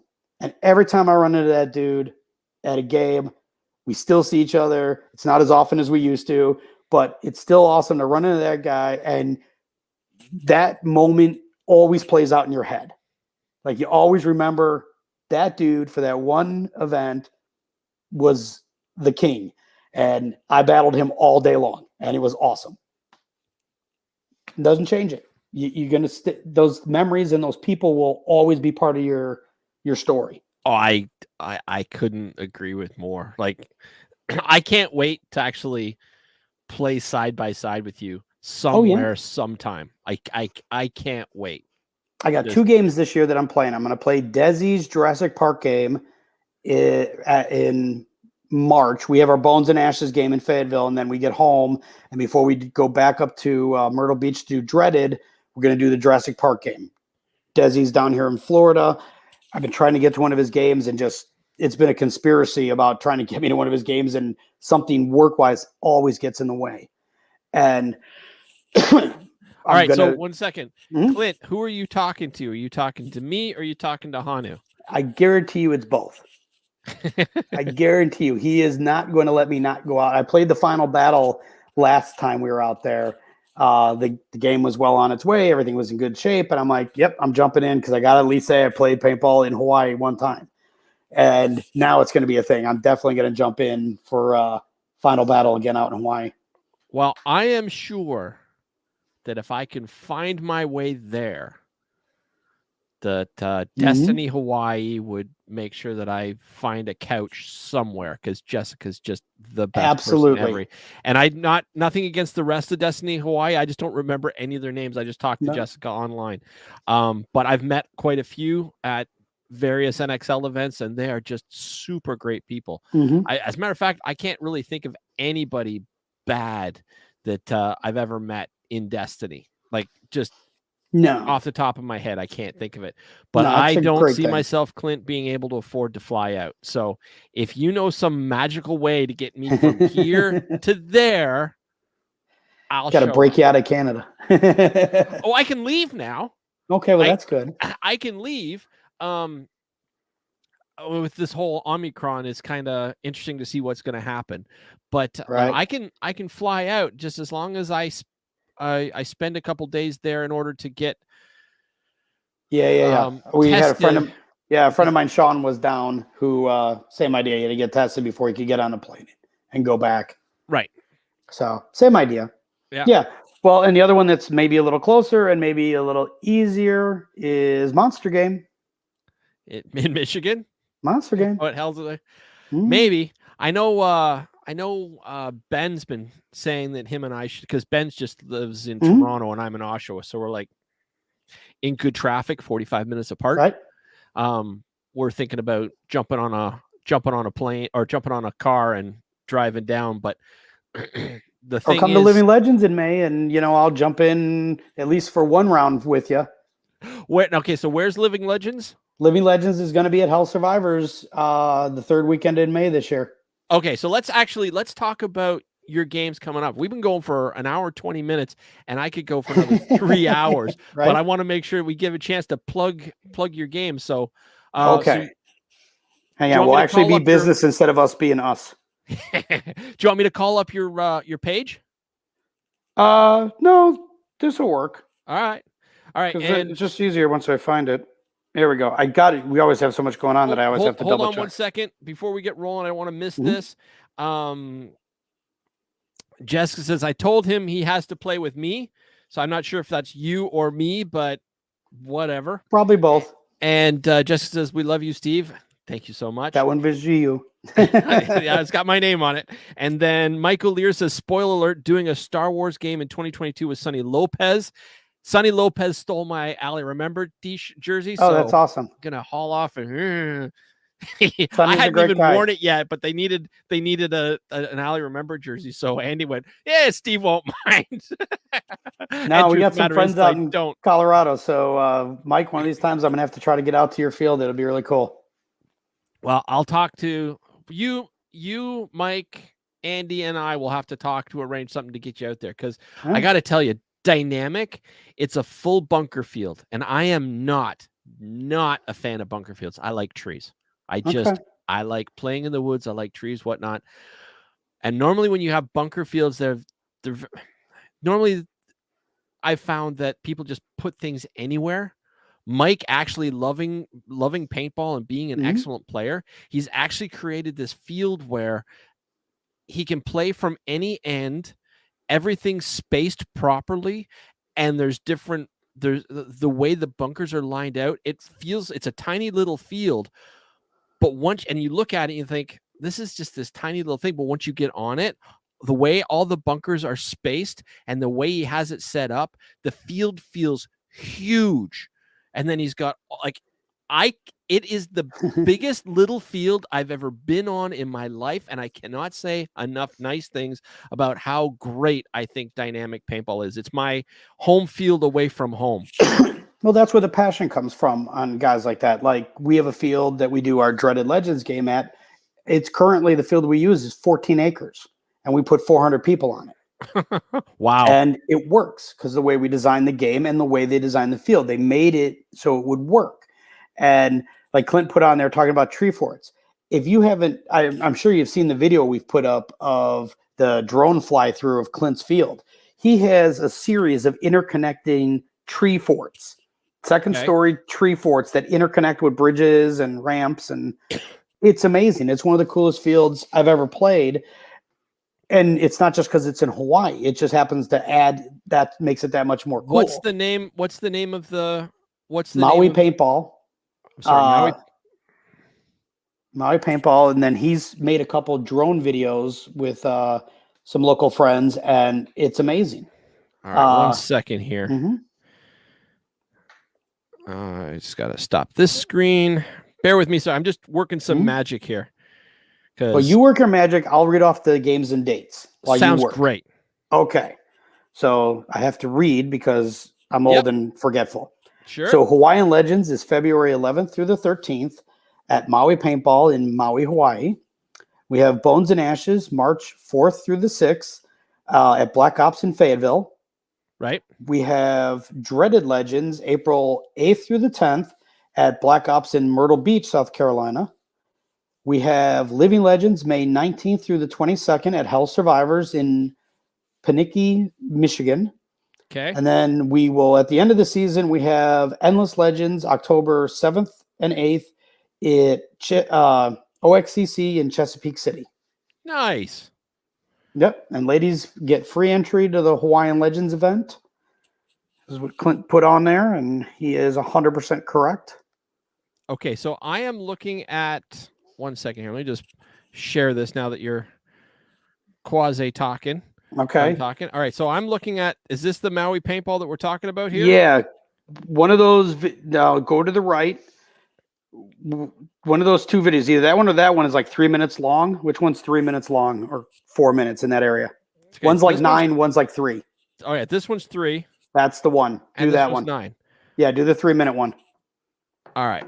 You want to share it with people. When times get tough, no one should feel left in the dark. Can you hear it? Introducing Connected for Life. It's a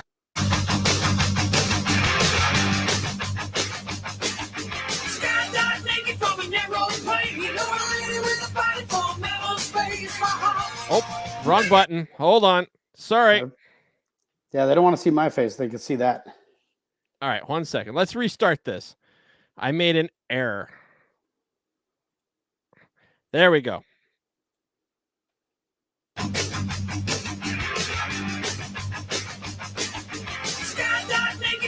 So this is Maui?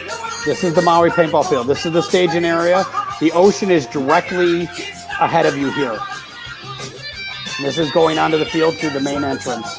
Very cool. Yeah, Clint did an amazing job with this field. Warren, his field manager, is just the coolest dude ever.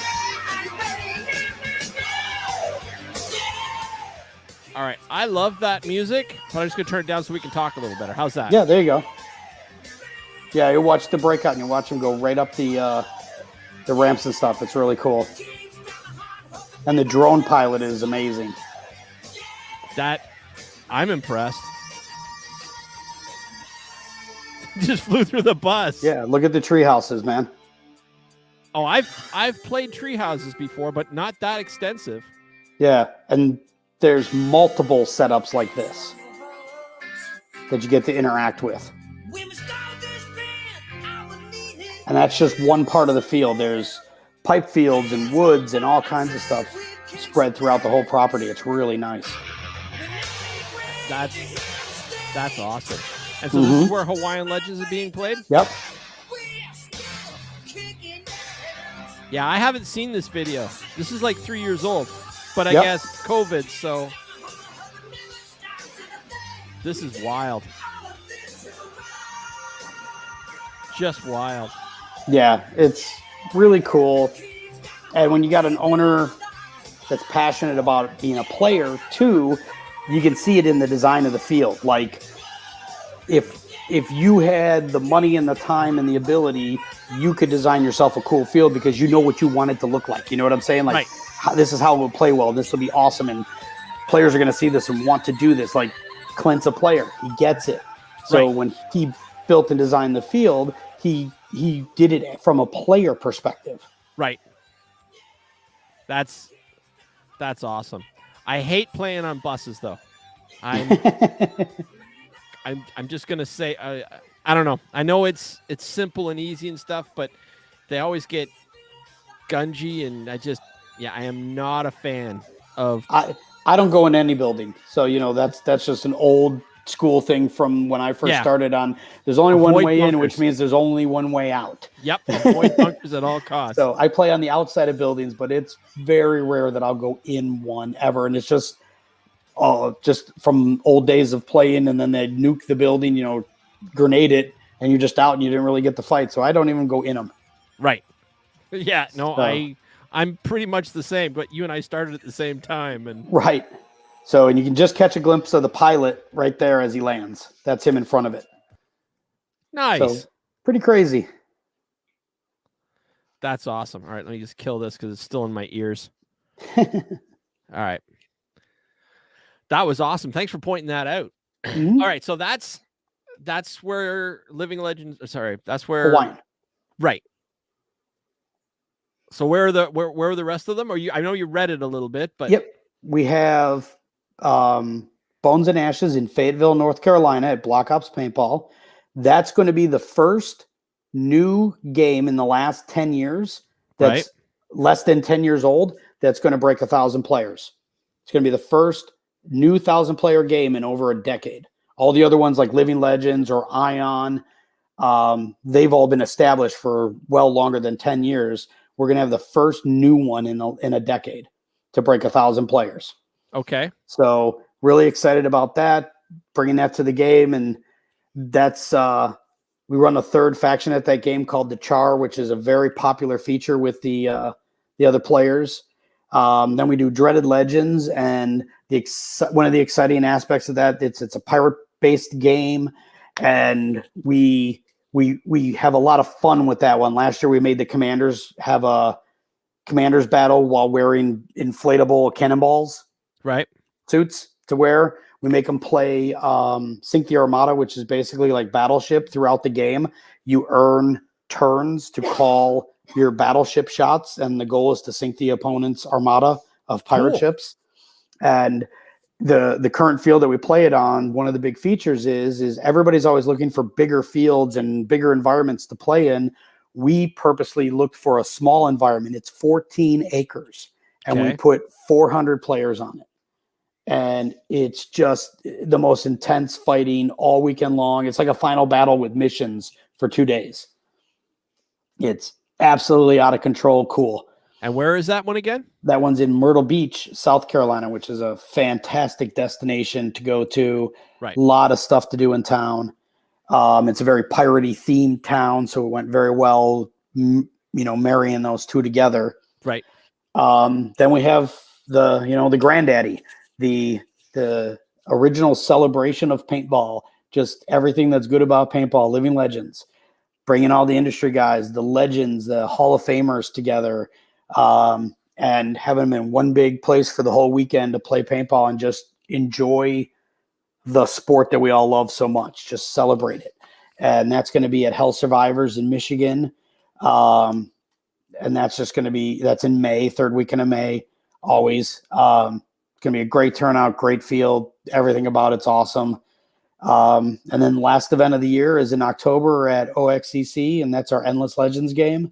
That one's modeled very loosely over like the concept of like the Da Vinci Code and like National Treasure. So there's puzzles and ciphers and physical challenges and things of that nature that you you have to solve all these things. And just because you complete a mission doesn't mean you actually end up completing points. It might just lead to another mission and then another mission and another mission. And it's interactive that way throughout the entire weekend. And it's proven to be one of our more popular concepts because you can get like just waist deep in it when it comes to the different things going on in the game. And we like to keep people on their toes. I mean, we've actually pulled some of the puzzles and ciphers right off of like a Mensa test. Because, every time we put something out there and the players can, beat it, then my job is to make it harder and keep trying to challenge the players. And in a time where there's a lot of participation awards and that type of stuff, I don't do that at my games. I don't care if you complete any missions. I don't care if the score is 0-0. That's your problem, not mine. You're the player. My job is to challenge you and do it in a way that's fun and makes you want to get, fully invested is kind of what we call it. If you go on the emotional roller coaster of getting a mission and going, there's just no way, we're never going to do it. And then you accomplish it and that enthusiasm and that excitement and that, yeah, we did it. If I can bring that to you, you're fully engaged. You're agreeing to go on this ride with us and go on this journey with us for this weekend. And that's what you're trying to get out of it. It's what I'm trying to give you. And when those two things meet and bind together like this, you leave with an incredible experience and some memories. That's awesome. Yeah. I'm just scrolling through the passages here. I got Mike O'Lear saying, I'll get you a Colorado Hitman jersey, maybe even Sonny's. If you guys don't follow me, Mike, I appreciate it. Thank you so much. But I don't wear jerseys unless I've earned them. Like the one exception is my Iron Man jersey, and they offered to put my name on it, and I'm like, no, I'm not a member of the OG Ironman, so don't put my name on. If I don't play with you, I haven't earned it. I don't collect jerseys or things like that. I collect stupid things like this. This was given to me by Rosie on Master Blasters, right, in memory of their friend Dave. And then I actually had Rosie and Kevin Donaldson sign it for me. I was lucky enough to play against Dave. In Scenario World. Yeah, and Dave was amazing. Kevin was like, Steve, we're friends. Why would I sign your hat? Like, right. you know, Kevin, he's like super gruff. And I'm like, dude, we're friends. Right. But he's my favorite cranky guy. Right. But he's awesome. I always tease him about that. I'm kind of torn between Kevin and Glenn Palmer for favorite cranky guy. Like but Glenn's always been nice to me though, so he's always been chill with me. Kevin's always more gruff but lovable, like a big bear. Yeah. I love Kevin to death. So, I'm the same with you. I don't wear jerseys, but I've traded with people. Like I have one of Sonny's jerseys because we traded. Gotcha. He wanted one of mine. I wanted one of him. So it was a kind of like the end of a soccer game. It was a mutual respect thing, and we traded jerseys. So I've done that. The only jersey that I straight up just went out and bought is my wife bought me a Nicky Cuba signed jersey because Nicky was always my favorite player. T-Rex, man, you gotta love him. Like, he's awesome. Like, he's such a nice guy. It's funny. We ran into him at a ICPL event, and he had his mask on. Right. And he was playing completely for a different team, and I had no idea he was going there. And we were kind of talking. We were talking with Pineapple Mike and a couple other guys like that, just kind of BSing. And all of a sudden, this really big dude to me, because everybody's big to me. Yeah. He came up to me and he's like, "Hey, what's going on, man?" And I'm like, "Nothing." He's like, "You don't know who it is, do you?" I'm like, "No idea, dude." And he's like, "I'm your wife's favorite player." And I'm like, and he pulls his mask off, and it was Nicky, and they're like, "Hey," and it's awesome. And it's funny to know Nicky for the amount of time we've known him. And then now he's a family man and all that. And I love seeing that he's so knee deep into his kids. And it's awesome to see that passion from the once wild man is now total Mr. Mom, Dad when he's home, and just, so in love with his kids kind of thing and his wife. It's so cool to see. Nicky Cuba is one of my favorite players. Lasoya has always been my favorite. Like Chris is met awesome. Lasoya back in the day. I partied with him a couple times. I would never say we were close friends, but we ran in a couple of the same circles here and there. I'm not saying he knows who I am, but anyway, but Cuba, nobody can bend another team's mind like Cuba could. Like, great player, great shot, teammate, blah, blah, blah. But where he really shines is he's got the biggest mouth in paintball and just, well, and that's one of the beauties of this sport is you can totally express yourself in the way you want to express yourself. And in some people, they create characters like we know. There's the Greeper or something like that, and they get into this whole persona. And then you have other people that just their natural personalities come out. Nicky's one of the nicest guys in the world, but on the field, he is the night sucker. I'm going to hit you with a bat guy. You're done. Yeah. And go T-Rex stomping afterwards, and he's going to tell you all about it after he beats you. And that's just what he is. I joke all the time. One of the nicest human beings I've ever met in my life was Bobby Aviles. Right. But when Bobby walked into the pits, from that moment until the end of the game, not the nicest guy you ever want to be around. His intensity level is so tight, and he's very passionate and very feisty and very short fused and all that. But the second the game's done, win or lose, he was always the first one to thank the crew that helped pod and do all that, and remembered your name, remembered your kids' names. Like he was as good of a friend, casual acquaintance friend you could ever have in your life because he actually cared and took the time. But it was fun watching that different passion. I had somebody one time tell Lonnie and one of my buddies, they're like, this character that Honu's come up with is like nice guy thing. Like everybody's got these like super narcissistic kind of personas that they're going for in paintball, and I'm the man and I'm this and I'm that and all this kind of stuff. This whole nice guy thing he's doing, that's different. That stands out. Nobody does that. And she's like, yeah, not really a persona. Like that's basically what he's like. Actually, his being a nice guy is somewhat, causes him problems once in a while because he's too nice kind of thing. And she laughs, and it was just kind of funny how people think about that. But, I wear shorts and tank tops because it's hot and I'm more comfortable. And the first time I wore flip-flops was more of an accident than anything else. We had packed up, done with the game, thought we were like just out. We were done, couldn't win the game. And they announced the pre-final battle score. And if we won final battle, we could actually win. And so me and a couple other guys we packed everything away. It was in the car. And I was down to board shorts and a tank top and my flip-flops. And I didn't have my pack on, my marker or my mask because they were dirty. So I put them like at the end of the car. Right. And they're like, you could still win this game if you go in there. And we had like a 7-hour drive home from the field to get home that night and had to work the next day. And that's why we were packing up early. We just thought it was a lost cause and we had a great time, but might as well get going, get ahead of it. And we're like, yeah, we got to go back in. So, and it was so quick, the final battle was about to start that we literally just grabbed enough to go out there and play. And we went out there and played and we did our thing. And I'm like, this is actually pretty comfy. I don't really run between bunkers. So flip-flops don't really affect it. And I wear them so much in my life that I can run in them if I need to. I do it all the time.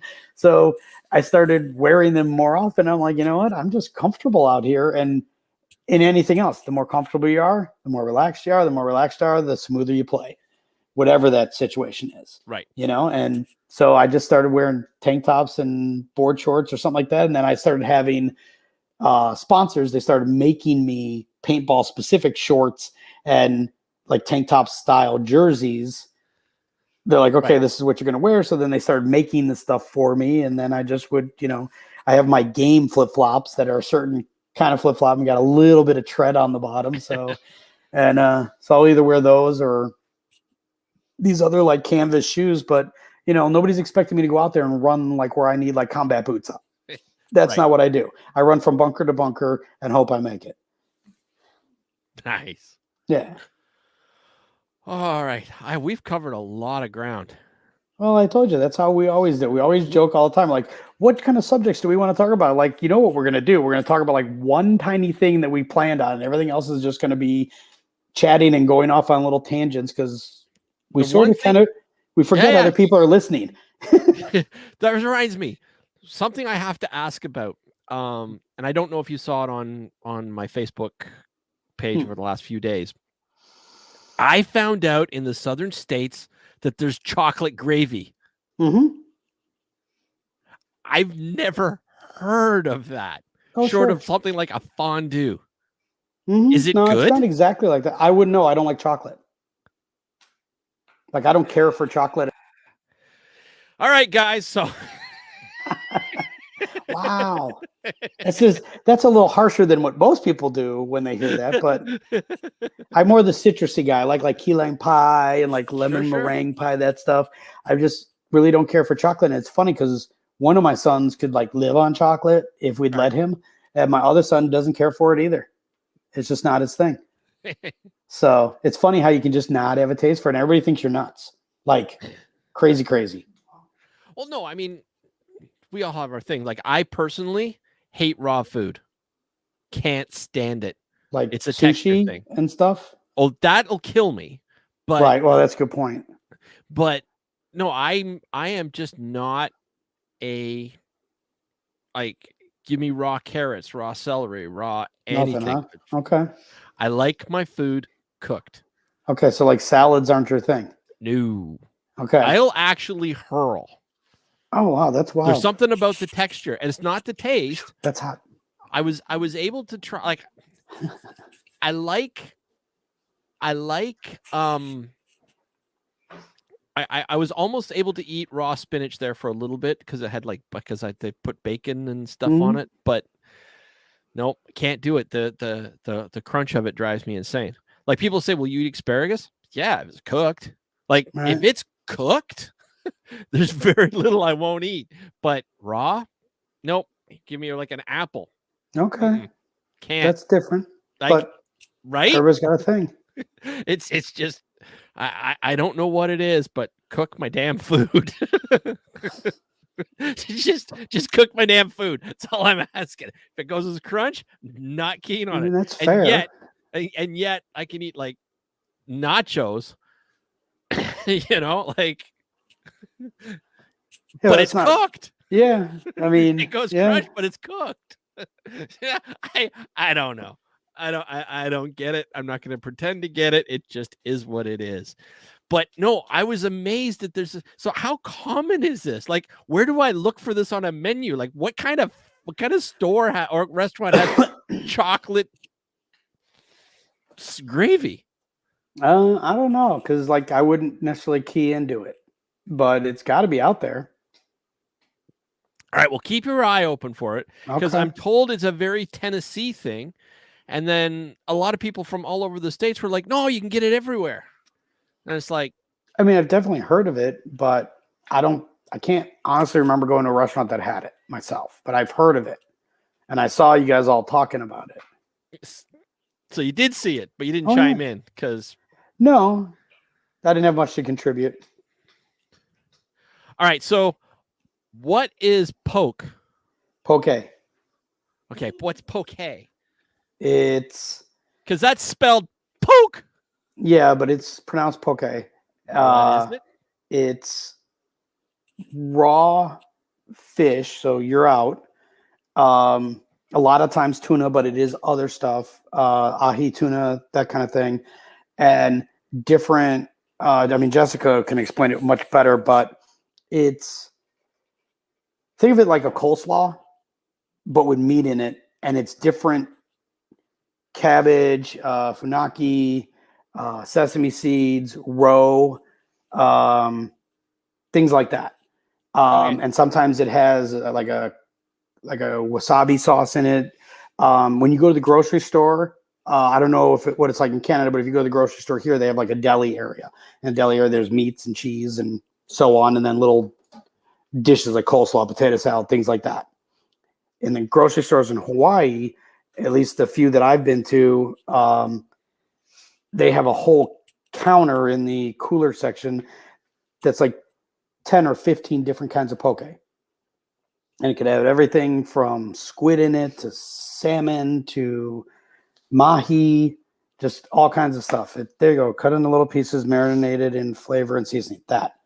And then they add different, sometimes vegetables, sometimes seasoning, and can be a cream sauce, can be a soy sauce based, just all kinds of stuff. And it's fantastic. It's the freshest fish ever.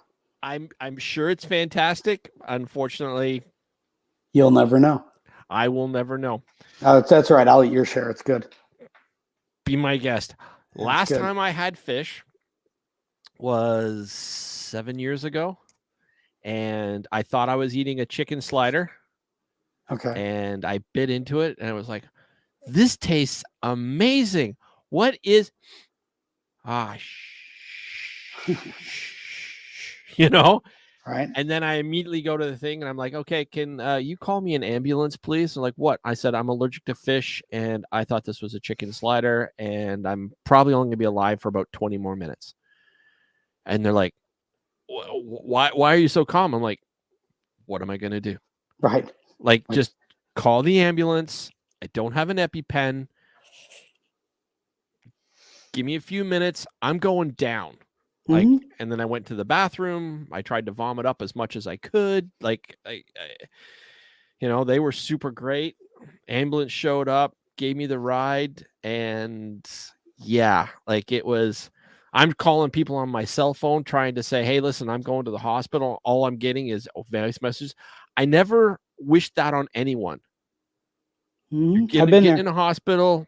You think you might be dying. You just want to call your brother, your mom, whatever, and you're leaving voice messages like, in case they don't hear from you again, just want you to know that I love you. It was one of the most surreal experiences I'll ever have in my life.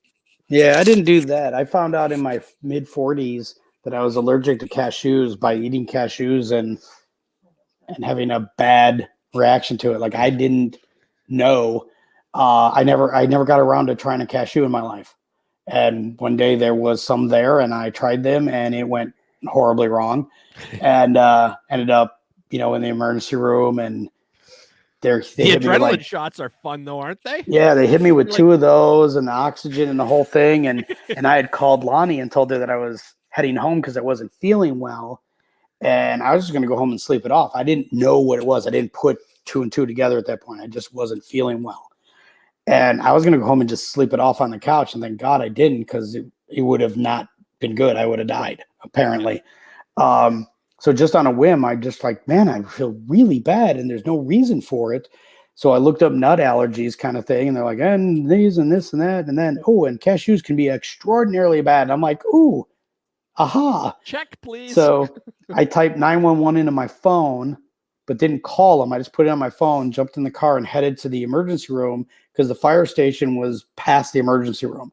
So my thought was I could get to the emergency room before they can get to me. Right. So I went there, went in the door, walked right up to the counter, and tried to get the lady's attention who was doing something on her computer. She looked up at me, and I don't know what I looked like, but whatever it was, she just started yelling stuff over her shoulder, and doctors and nurses came from everywhere. Yeah. And did my whole thing and all that. By the time I got all the adrenaline shots and stuff, I mean, you're shaking like a leaf because they hit you with these two shots. Oh, I am very aware. Yeah. So I text Lonnie when I was more or less out of the woods, because there was the doctor kind of there, and he hits you with the adrenaline, then he's listening to your heart to make sure he doesn't have to give you a shot to bring your heart rate down so your heart doesn't explode, because they jack you up that much. And he's got the oxygen on, and they got it cranked open, and he's got nurses running everywhere and all this stuff. And when it's all said and done, it's like 20 minutes after I showed up, other than I'm jittery as hell from the adrenaline, I'm fine. Yep. I've passed the threshold. I'm fine. Yep. Like, they're like, yeah, well, another 20 minutes or so and let you go home. Like, it was that fine after the fact, but in the moment it's kind of intense. And so I'm texting Lonnie and kind of getting the information to her. And to this day, we kind of still joke. She's still a little mad at me because I didn't tell her how serious it was before it happened, and I could have died. And the last thing she would have heard from me was I wasn't feeling good, and that was just sort of the end of it. But at the same token, once I realized I was in real trouble, she worked over an hour away from where we lived. Right. I wasn't going to, hey, I think I'm dying. You better get here if you ever want to see me again. I figured that probably wasn't the coolest message to send your wife. So I kind of wanted to wait till it was handled. I mean, I'm in the care of doctors. If I was going to die, that was going to happen anyways. And there's nothing that scaring the crap out of Lonnie and getting her to race home and potentially getting hurt trying to hustle home. So I waited till I was done and I knew I was going to be okay to message her. And I'm still sort of in trouble for that one. And it's been a while. Well, I'm still sort of in trouble for leaving messages like, in case I never see you again, I want you to know I love you, and leaving it on the voicemail. I'm like, would you have preferred nothing at all? Well, there's no good answer there. Right? Right. Like I would have hated I'm to get sorry that message from you I too, was but that's sort of what dying. she wanted me to do. Like I'm sorry I was dying and that I love you so much. I wanted to say goodbye, and that why am I not mad at you for not picking up your phone? Like, Right. you know what I mean? Right. Like I didn't realize, and the doctor told me afterwards that I was that close to being dead. Never really crossed my mind. I just really was not happy how I felt. I felt terrible, but it didn't kind of really cross my mind until afterwards. And I didn't have like that moment myself. I Mine knew I was going down. I'm around doctors. This is pretty fucked up, clearly, but you know, I can't fix it. They can. I'm pretty nonchalant about that kind of stuff, which is really weird. But I'm very not accepting of my fate, but understand that there's only so much control I have over what's happening around Right. me. So, like, I don't stress about that kind of stuff. I mean, that like this whole time that COVID's been going on, you know, obviously it's real. People get sick. It's a real deal. There's no question that COVID is worse than a common cold. At least the first versions of it, this Omicron starting to thank goodness, sounds like it's the common cold basically, which is fantastic if that's what the actual symptoms are. But I didn't really stress during the whole thing. To my attitude is you have a date that you're born on, and you're going to have a date you die. You don't control either one really. You can take certain steps to work on that other number and try to make it go out as far as possible. But the reality is somebody died in a car accident somewhere today. Actually, in the United States, 80 something people a day die in car accidents. They did not leave the house today planning that to happen. Right. But it did. Right. But you don't have all this kind of control over your lives. And no matter, you live the healthiest life. You wrap yourself in, bubble wrap your whole life and are careful and do everything you possibly can. Which isn't me.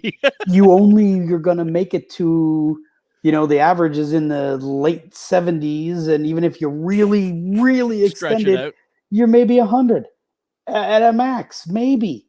And very few people make it past that. So I'm turning 51 next week.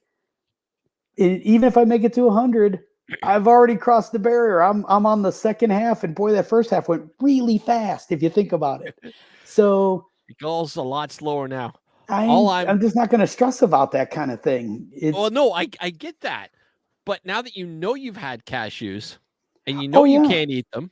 Oh, they want me to carry around that $600 EpiPen that expires every 2 years, and I'm like, you know what? I made it into my 40s and never had a cashew before. I can probably keep avoiding them. I chose to eat them that day. I'm the same way. Yeah. I'm just saying that you've got 20 minutes. Yeah. You're going down. Yeah. And once it happens to you, the doctors say it happens even faster the next time and the next time and the next time. I'm like, you know what? I'm good. I was able to avoid them for 40 years. I bet I can avoid them for another 40. I'm cool. It is what it is. So, yeah. Anyway, I don't even know how we got on this tangent. Because it's us, dude. We never stay in any sort of focus. We just kind of goof off. I joked all the time when we talked about this last week. We're like, yeah, we're going to do this and we're going to do that. We're like, you know what we're going to do? We're going to just go off on our little and just start talking thing like we always do. We always have a plan, and the plan never happens. We always just talk about whatever. That's the best part of it. I do a lot of different podcasts because of my job and paintball ones, and it makes sense. And it's very important that I promote my games and stuff. But and those are all good, and we always have little chats that go a little wired. But you and I, whenever we talk, it's two dudes sitting at a bar without the drink and just BSing with each other, and it just goes in every different direction. That's the fun part. You don't know where it's going to go. We didn't know we were going to talk about the things that could kill us food wise. And, we got some of our friends who are going to torture us and bring like cashew milk for me and a fish sandwich for you at the next game, just to have fun with us. All right. So I see this, Mike, keep the SW game quiet, brother. Only Anomaly can know, but that's it. Mike, I know there's not a lot of people watching tonight. That's because my show's been a little for the last couple months because life happens. But this is going out to 1,600 people on my group. It's going out to 1,000+ people on Denver Expendables group. And it's going out to 40,000 people on paintball.media group. So I hate to tell you this, brother, but as far as paintball goes, it's out there. We got this. Everybody. Right. There, nobody say a word. Done. Easy. Dude, we joke. There was a situation one time where something was going on at a field in the process of selling it and some of those kind of things going on. Right. And some people I knew typical were paintball politics. Yeah, there was stuff going on at this field, and I had 3 different people all tell me the same information about the situation that they knew. The 3 of them were part of the process. Each one of them told me the full story themselves and told me not to tell anybody. So when the first guy did it, I'm like, okay, great. I'm not going to tell anybody. So when the second guy told me the exact same thing, but then said not to tell anybody, I had to act like it was all new information. And then the third guy did it too. And then eventually it became public and all that. And then I kind of joked with them about that kind of thing. And I'm like, and all 3 of you had to do it. And they're like, I got complimented on the fact that like, why didn't you just tell us you knew? I'm like, because you all told me not to tell you I knew. And I don't want to, lose that trust, because it was pretty cool that you trusted me with this information. And they're like, you're very weird. Yeah. That's the thing I hate most about this. I'll have people call me up and they'll be like, Steve, have you heard about XYZ? Mm-hmm. No. Well, this is what's going on. Don't tell anybody. Okay. Right. And then I get a phone call. Have you heard about XYZ? No. Yep. And then I get a completely different story. And then I get another, and I've got all these rumors coming in, and I'm just like, dude, I tell people all the time, I got a black belt in minding my own business. I appreciate when people tell me stuff. I love having inside information. It helps me with decisions I need to make and how I can interact and maybe possibly help and things like that. But at the same token, I'm completely content staying in my lane. Most things in the world don't affect me because it's none of my business. Right. And I don't try to make it my business. And it leads to, peaceful nights when you realize, because I've watched people like getting outraged. You see people on Facebook all the time, they get outraged about something. And I'm like, it must be exhausting to be in a constant state of outrage about something that has nothing to do with you. Like, I don't get it. But then again, that's their thing. All I can tell you, though, is I want to share stories. That's why I do this. This is what I love to do. When I hear something, I want to talk about it. Mm-hmm. And I can't. It sucks. I got 3 people that we've made a mutual agreement because we all grew up before cell phones together. Yeah. Derek, Steve, and Jeff. We were the 4 amigos. The 4 of us were always together. Statute of limitations have outrun on most of the things we've done, but we were definitely mischievous youths is the easiest way to say it. And we've made an agreement, since we all have children now, to nobody sells out the other guy. No stories about when we were younger and some of the stuff we did, because it would not jive well with our children knowing what we did, kind of thing. Paintball stories are different. We're all there together, kind of thing, and we're all adults. But you got those people who are like, look, we made an agreement. There's no video. There's no audio. Never happened. I, to this day, have no idea what happened at my dad's bachelor party. Right. nobody will tell me what happened. Perfect. Like, my dad's passed. I'd like to know. You know what I No, mean? Like, can't. there's, I understand that, but it's Wall of been, silence. yeah, it's, my dad passed away in 1999. Mm-hmm. It's almost 2022. How I it is, still man. don't know. That's it. We were joking. We went to, my buddy Jeff is Jewish, and when we were kids, I'd gone to his bar mitzvah and we did all that, and we got invited to his son's bar mitzvah, and kind of the full circleness of that. Well, his real mom and his stepmom were both there, and both of those ladies at different times took part in raising all of us boys. Right. We came from that era where, you know, other people's parents disciplined you like they were your parents. Like, other people's parents you'd stand in front of them and they would chew you out like your own mom would, kind of thing, for screwing up. They just kind of co-parented Right. in that generation. You know, so, you know, I'd been in the woodshed with multiple moms and they were right every time. Like, we were absolutely did what we are accused of. We earned it.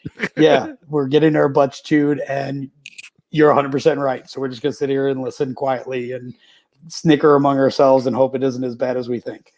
And that's just kind of the thing. And then my wife got to meet both of these other moms in person. And I'm like, oh, this could go so bad. This could go so bad. This could go so bad. And they were both thankfully they just went with yeah, he was an interesting child, but he meant well, and he was charming, and that charm got him out of a lot of trouble when he was younger. And it's funny to hear them say that now as an adult and realize that you didn't even realize you were trying to be charming, but you were trying anything not to get killed. Right.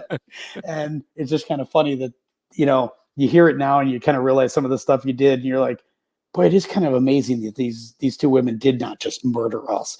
Like, if I was the parent at the time, I would have a hard time not killing kids that did the same thing that we just did.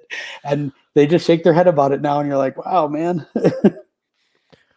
Worst trouble I ever got in from a woman was my buddy's mom. Mm-hmm.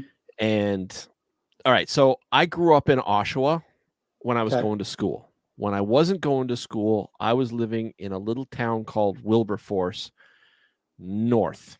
It had one stop sign, and I lived down a dirt road. And so when school let out, I was living up north. My cottage doesn't have, or at the time, didn't have hot running water, didn't have a bathtub, didn't have a shower.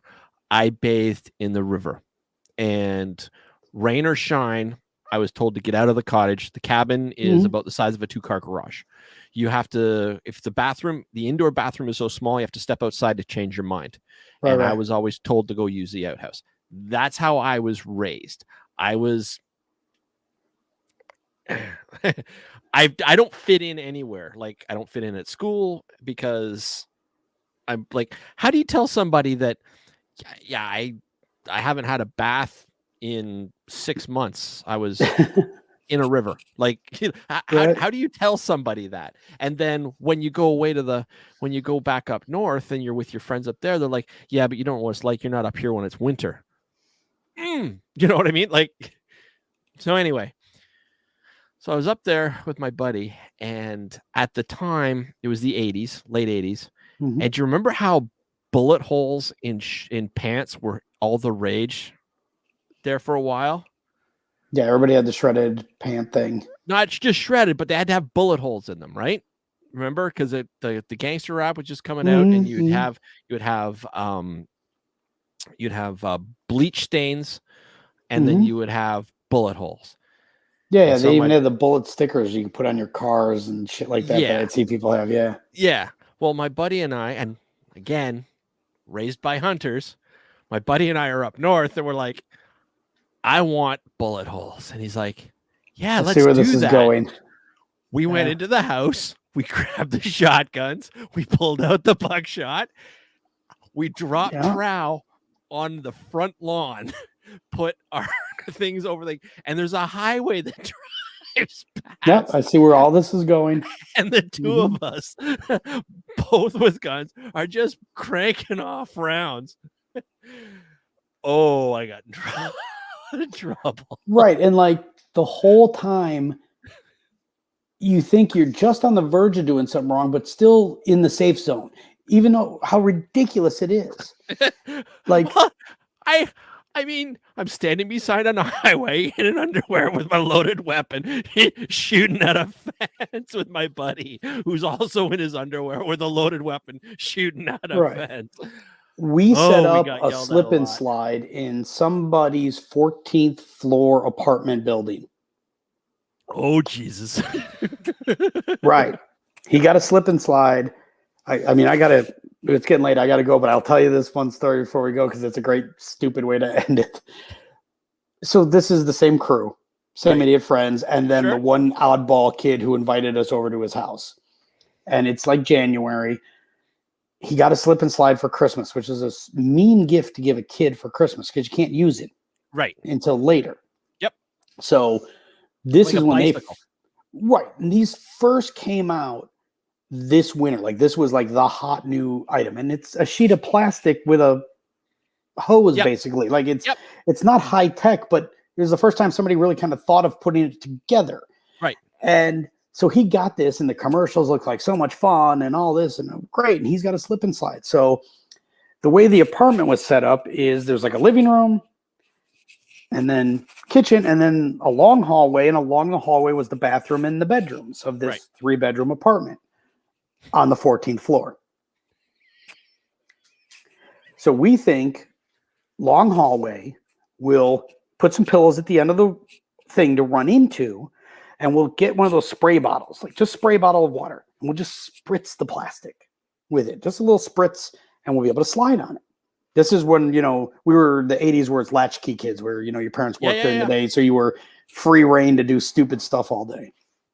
So Now, for me, I didn't have that option. But yeah, go on. So we spritz it, and we can slide, and you slide a couple feet. It's not really working the way it works on, the TV commercials. So, well, let's get a glass of water, and we'll just kind of splash the water up. It'll be a little bit more water, but that'll help. And so we did that. And I'd say half hour, 45 minutes into this process, we just keep just pushing it a little further. By the time we were basically fully involved, we had a hose hooked up to the sink. We had the thing hooked on, and we just had the water going slowly in our mind. And we went slip and sliding for like 2 hours down this hallway, never thinking about where the water Was would going. go. Right. Like we didn't take the concept that far. It just evaporated in our world. Like we didn't even think about, did it evaporate? Did it pool? Did it get the carpet wet? Simply, it just didn't exist. Like we just didn't think about it. So we go home. We're done. We've done this. It's great. We had a good time. Off we go. Turns out we weren't allowed to play with that kid anymore because obviously the apartment below, ceiling caved in, water damage, everything. The carpet was wrecked. It was just a mess. And when it's all said and done, we were all young enough that there really wasn't anything they could do to us about it. But we were just, the end result after lots of yelling, lots of threatening, and lots of that all kind of ended up with, and we're just not allowed to play with him anymore. And to this day, I think about it, I'm like, I just don't know how we got there. Like, I don't know how the concept got all the way to the point where we're like, yeah, hook that up to the sink. Let's go. Like, if we started there, it would sound stupid. But the fact that we worked our way there, we somehow got there. So it was dumb. It was funny. But, and it's funny because, again, I'm still friends with the other 3 guys that were involved in this. And we just don't talk about it around our kids. And we act like we're responsible adults our whole lives and never would have. And how could you? And that kind of thing. And we just laugh when we look at each other because we're like, do you have any idea how many times one of the 3 of us got called out to the carpet for something just totally brain damage dumb that we did and acted so like, I don't even know how, like, I don't know. Like we were dumb and it was awesome and somehow survived. Awesome. And now we're adults and we have a good time with it, right? Like, I mean, that's the best part of this. Have you ever tried to track the guy down on Facebook? No. I don't even really remember his name. He was a newer kid that kind of wanted to hang out with us, and that didn't work out good for him at all. So, I mean, I feel bad for him and I feel terrible for what we did, what it ended up being, and, insurance and whatever else went into it. Like, as an adult now, I think about it, I'm like, wow, what a horrible thing we did. Yeah. But it's still, I mean, I guess I have enough evil in me that it's still kind of funny. So I'm not sure which is worse. Like, I mean, you did excessive amounts of damage. Yep. We And definitely I'm did. exposing myself with firearms beside a highway. And neither seemed weird at the time. Nope, not even a little bit. And gee, we ended up in the paintball world. And I bet you almost everybody we know has got a version of something like that. It tends to be part of this little tribe of ours. We're all a little And we've out come there. full circle. Your crazy matches my crazy. That's it, man. All I gotta right. run, brother. It's getting late here. Oh, it's late here too, and I gotta be up in 6 hours, 5 hours, something stupid like that. Got morning yoga. Got to do it. I gotta start. But You got to. I'm telling we'll you. start that. We'll start that another time. By the way, Keith Kissel said Merry Christmas. So Merry Christmas, Merry Christmas, Kiko. man. Have you met Kiko? I don't know if I have. I'm so bad when it comes to it. He spends a lot of time around the original Iron Man, and he played for Constant Pursuit, and he is a good friend of Fred Schultz. Okay. And I'm positive we've got mutual friends together. Oh yeah. That's one of the beauties of this sport is you're only one or two people away from everybody. Kiko is, man, he is one of a kind. Yeah, like I love the guy, but sometimes he just makes me go, and I know he's watching me because I'm seeing the things coming up, but I'm honest. I love the guy, but he is a complete original. I don't know anybody else like him. I've never met anybody else like him, but super cool dude. Part of our weird tribe and love every one of them. His crazy matches are crazy. That's it. Anyway, you have a good night. Any last words before? No, man. Thanks for inviting me on. You have a very Merry Christmas. Happy holidays. Yep. And try to come out to one of our Legends games. Clint would love to have you out in Hawaii, but any of them that you can make, you're always invited. I will be honest. I am so broke it's not even funny. So if you can work some magic and figure out a way to get a minor celebrity, you never know. The invite's always open for you. Just know that. Thank you so much. Oh, and Eli Booth is coming in. Hey, Eli, we're leaving. We're leaving, Eli. Eli's here. That's it. We're out. By the way, he's a cool dude you should meet. I know him. You know Eli? He's a friend of mine. Yes. Perfect. I love that guy. He's awesome. He is. He's a great guy. Very funny. All right. Anyway, have a great night, and I'll talk to you soon. All right. Later, everybody. Have a happy holiday. Merry Christmas. See ya. Oh, hang around in the green room for 2 seconds. All right, everybody. That's my show for tonight. I hope you enjoyed it as much as I did. Man, it was good to be back. Man, it was good to have have Honu on. I can't say enough nice things. I'm ready to pass out. So I'm going to keep this parting short. Play with passion. Keep your paint dry, and see you soon. Ciao.